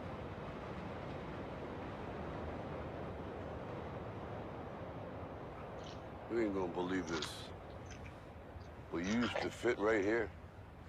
I'd hold you up and say to your mother, this kid's gonna be the best kid in the world. This kid's gonna be somebody better than anybody ever knew. And you grew up good and wonderful. It was great just watching you every day. It was like a privilege. Then the time come for you to be your own man and take on the world, and you did. But somewhere along the line, you changed. You stopped being you. You let people stick a finger in your face and tell you you're no good. And when things got hard, you started looking for something to blame, like a big shadow. Let me tell you something you already know. The world ain't all sunshine and rainbows. It's a very mean and nasty place, and I don't care how tough you are, it will beat you to your knees and keep you there permanently if you let it. You, me, or nobody is gonna hit as hard as life. But it ain't about how hard you hit. It's about how hard you can get hit and keep moving forward. How much you can take and keep moving forward. That's how winning is done.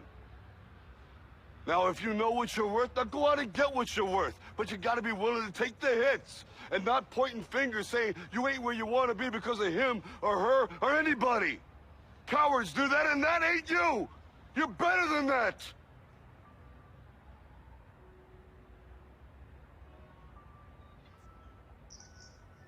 I'm always gonna love you no matter what. No matter what happens. You're my son, you're my blood. You're the best thing in my life. But until you start believing in yourself, you ain't gonna have a life.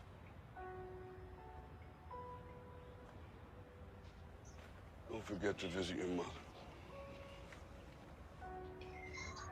Aju.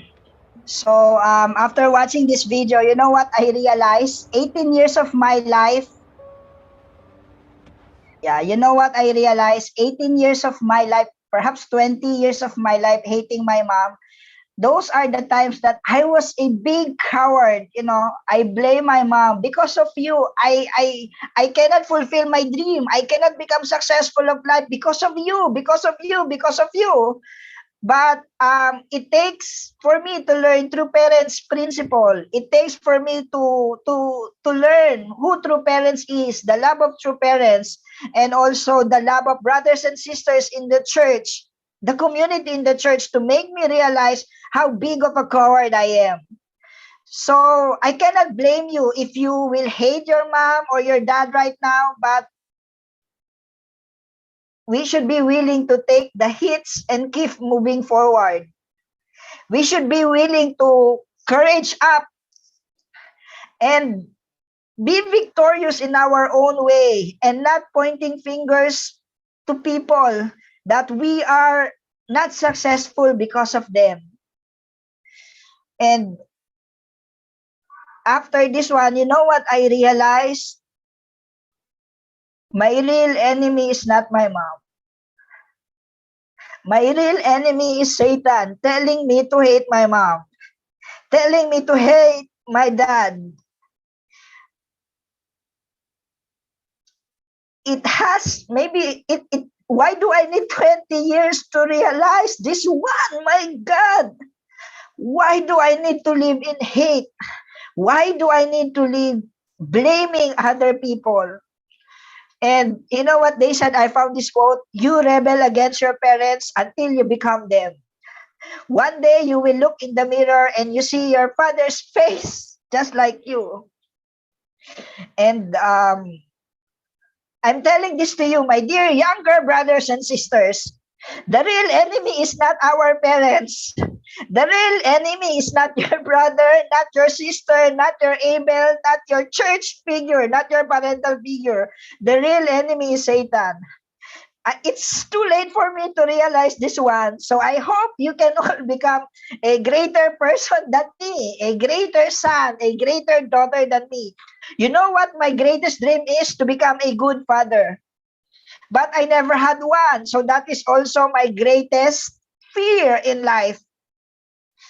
I do not know if you read the book Harry Potter and the Cursed Child. I could really resonate to this one. Resonate to Harry Potter. Harry Potter says to his son, I know, but the thing that scares me most, Albus Severus Potter, is being a dad to you. Because I am operating without wires here. Most people at least have a dad to base themselves on and either try to be or try not to be. I've got nothing or very little. So I'm learning, okay? And I'm going to try with everything I've got to be a good dad for you. Many of our second generation, they live far away from their parents because their parents is always missionary. First generation pioneer who had to do mission away from their family. And in my case, I'm telling this to my daughter. I would caught up myself telling my daughter, I do not know how to become dad. I never had one. But I will do my best to become better one with the things that I've learned from the principal. So I may not be a perfect dad to my daughter, but I am trying my best. That one. And I shared this one during my Anshil message in the Philippines about the time left to you.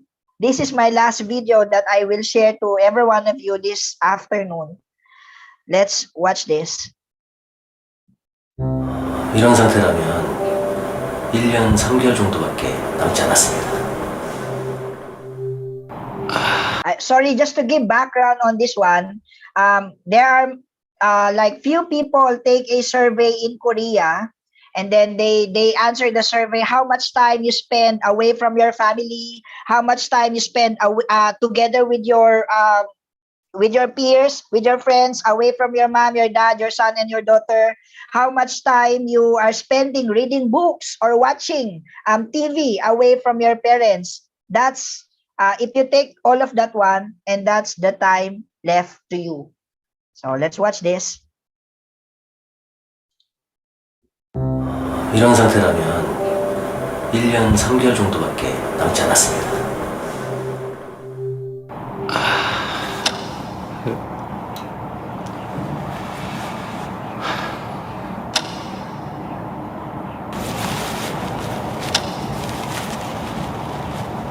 이거 아직 뭐 해야 될 게 많은데 이게 이제 다 물거품이 되는가.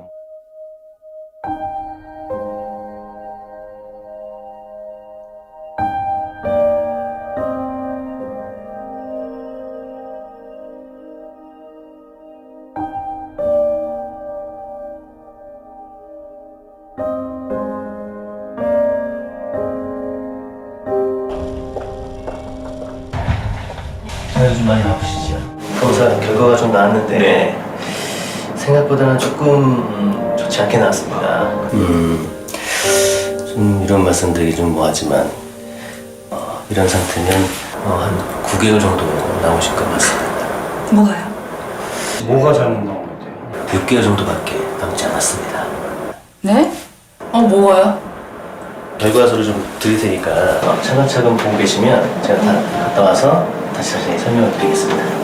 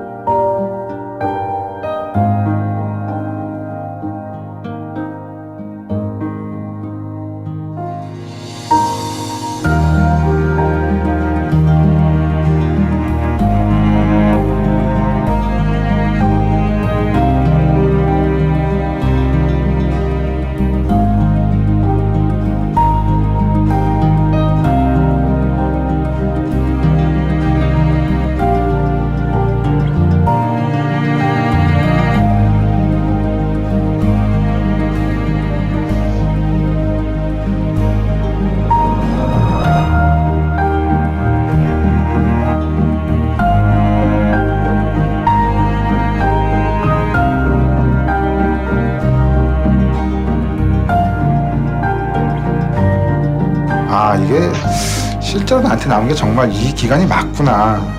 아버지가 돌아가셨을 때 이제 어머니한테 잘하자. 그때 당시에는 뭐 보약도 져가지고 어머니 드리고 그랬는데 시간이 지날수록 또 그게 무뎌지더라고요, 감각이. 출산하고 6개월 쉬고 이제 출근한 지 한 서너 달 됐거든요. 계속 같이 하루 종일이라도 같이 있고 싶고 많이 사랑한다고 하고 싶고. 서울 올라와서 공부한다고 몇 년 보내고 뭐 한다고 몇 년 보내고 이러다 보니까 지금 나이는 찼는데 뭐 효도라고 할 만한 건 별로 한 게 없는. 이렇게 주위에 가족도 못 챙기면서까지 이렇게 살아왔나 하는 생각이.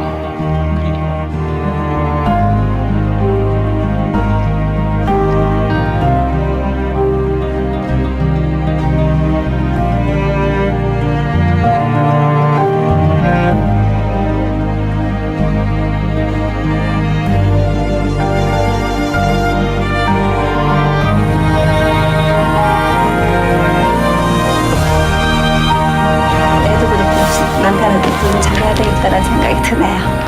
경숙이와 함께 아프지 않게 오순도순 행복하게 잘 살아갔습니다. 김이나 엄마가 앞으로도 많이 사랑할 테니까 우리 행복하게 오래도 잘 살자. 지금까지 한 번도 어머니 앞에서 못 해봤다고 말이 있는데 어머니 정말 사랑합니다. 최대한 자주 찾아뵙도록 노력할게요. 엄마 아빠 사랑합니다.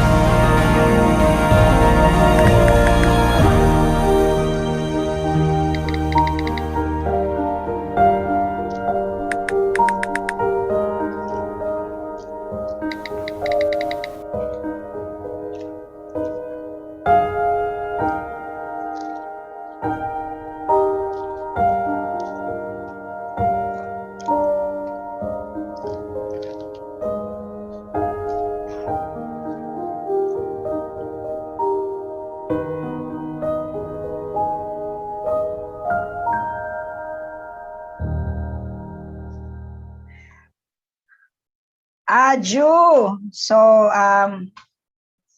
the first lesson I shared to you is about rebellious nature, about our rebellious nature. The next point I would want to tell you is about the time. Based on the video, based on my experience, life tell me it's too late for me to realize many things. And I hope that you take your time right now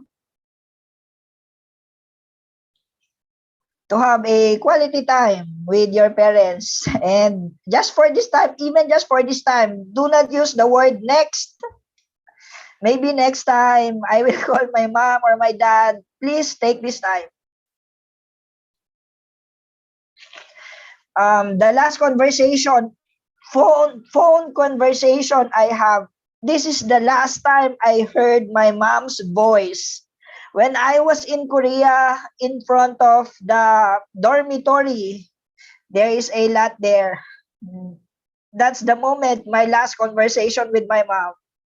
And you know what my mom told me? The last message of my mom to me is this one.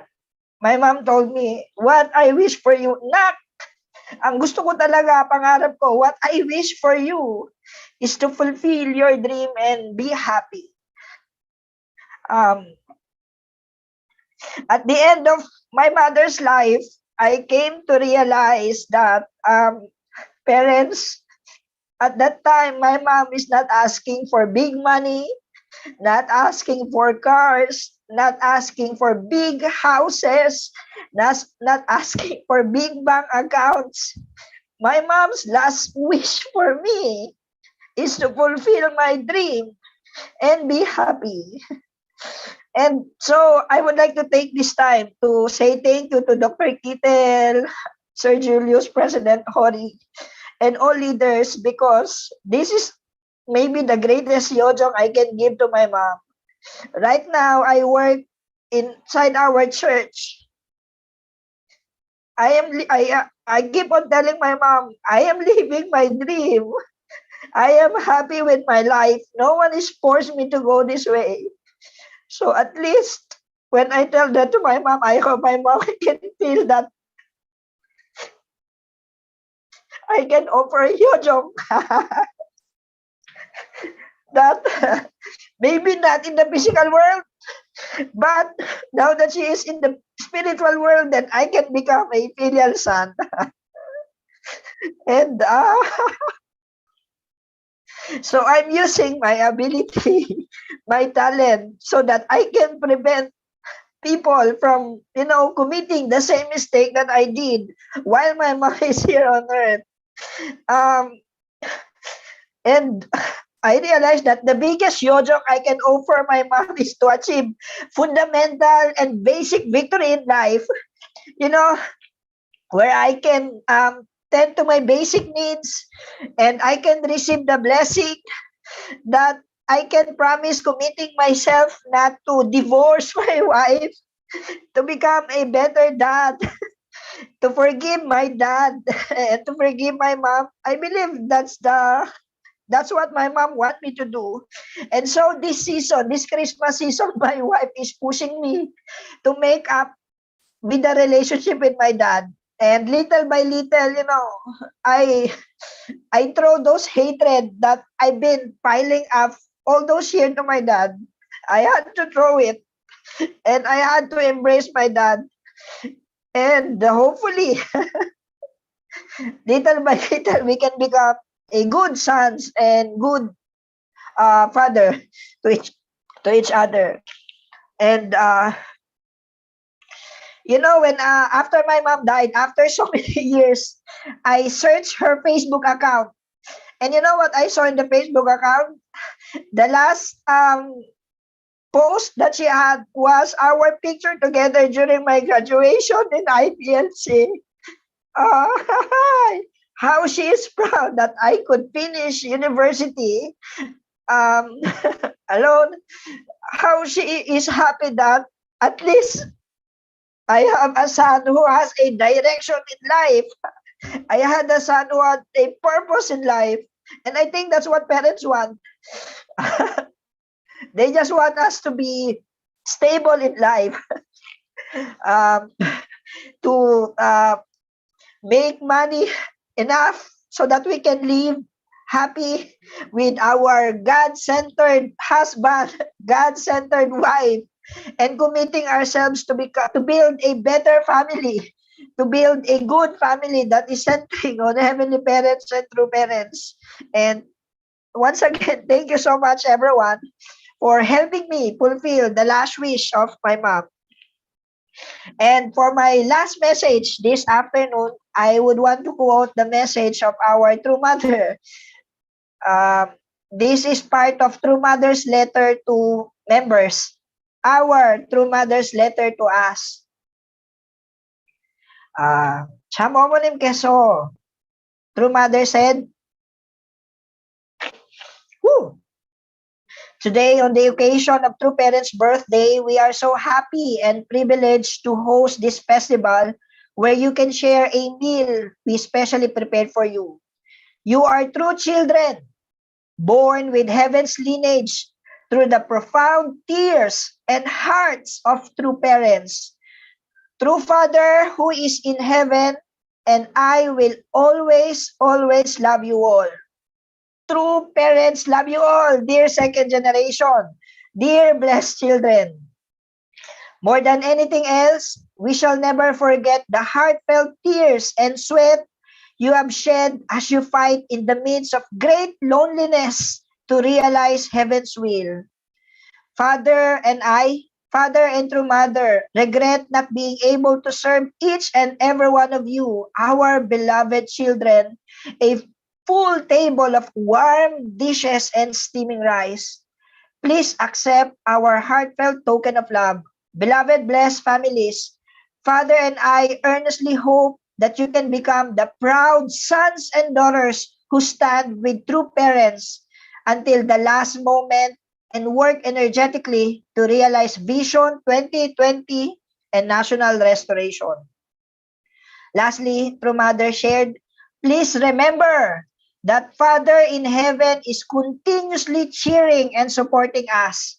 I pray that until the day you ascend, until the day we go to the spirit world, you may all fulfill the duty of the filial heart before Heavenly Parent, become shining rays of hope around the world, and be filled with love and happiness always. My dear brothers and sisters, three things that I shared today about rebellious, about time, and also about Hyojong. And we do not know until when we have time together with True Mother here in the physical world. We do not know until when we have our time with our physical parents here in the physical world. I always use next. I'm too busy in the mission. Next. Mom, do not annoy me. Next. But until, the next is not unlimited. So please take your time in giving your love in words, in action, in heart, with your physical parents, with our heavenly parents, and with our true parents. Thank you so much, everyone. And this ends my unfilial testimony. I do not know why I called it Hyojong, but I think it's more of a unfilial testimony and my unfilial story. Please become a better son, become a better daughter than me. Thank you so much, everyone. Saranghamnida, and I love you all. Thank you. Thank you. Thank you so much. Yes, please give a big hand to our 11 Lodi Superstar. Yes, thank you so much for your testimony from your deepest heart that make me know about the beginnings of love. What is? Yeah. Thank you so much.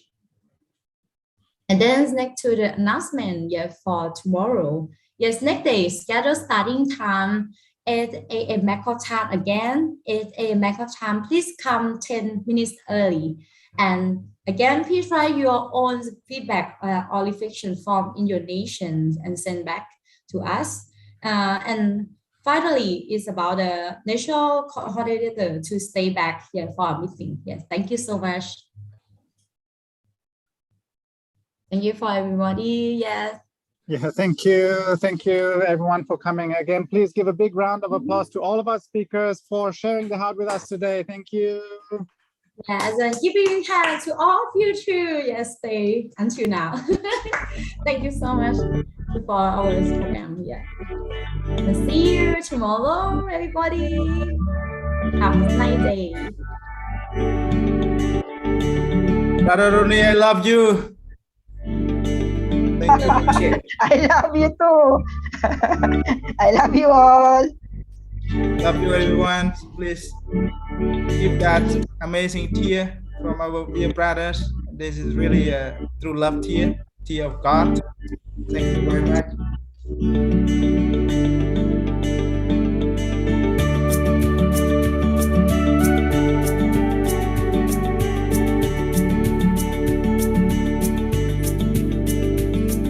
Tomorrow morning. Bye-bye. Thank you very much. Please come early. Please be here 10 minutes early. Arigatou gozaimasu. Thank you, everyone. Thank you. Thank you, all my staff and lecturers. Thank you, all participants. See you again tomorrow. See you. Great.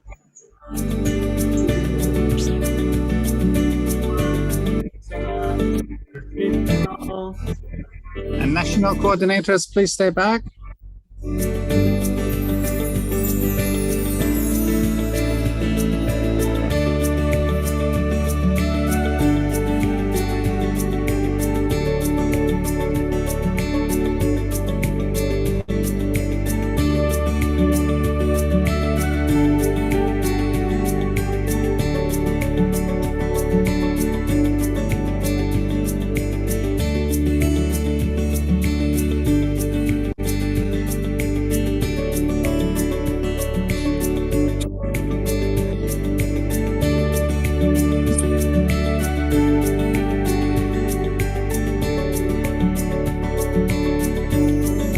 Recording stopped.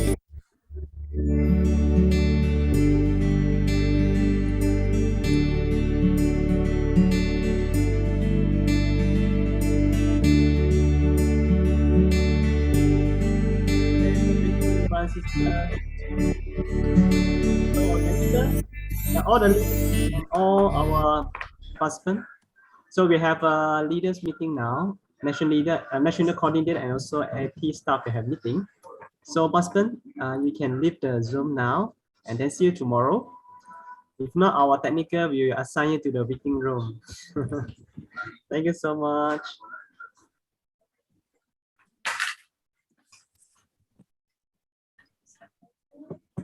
Okay.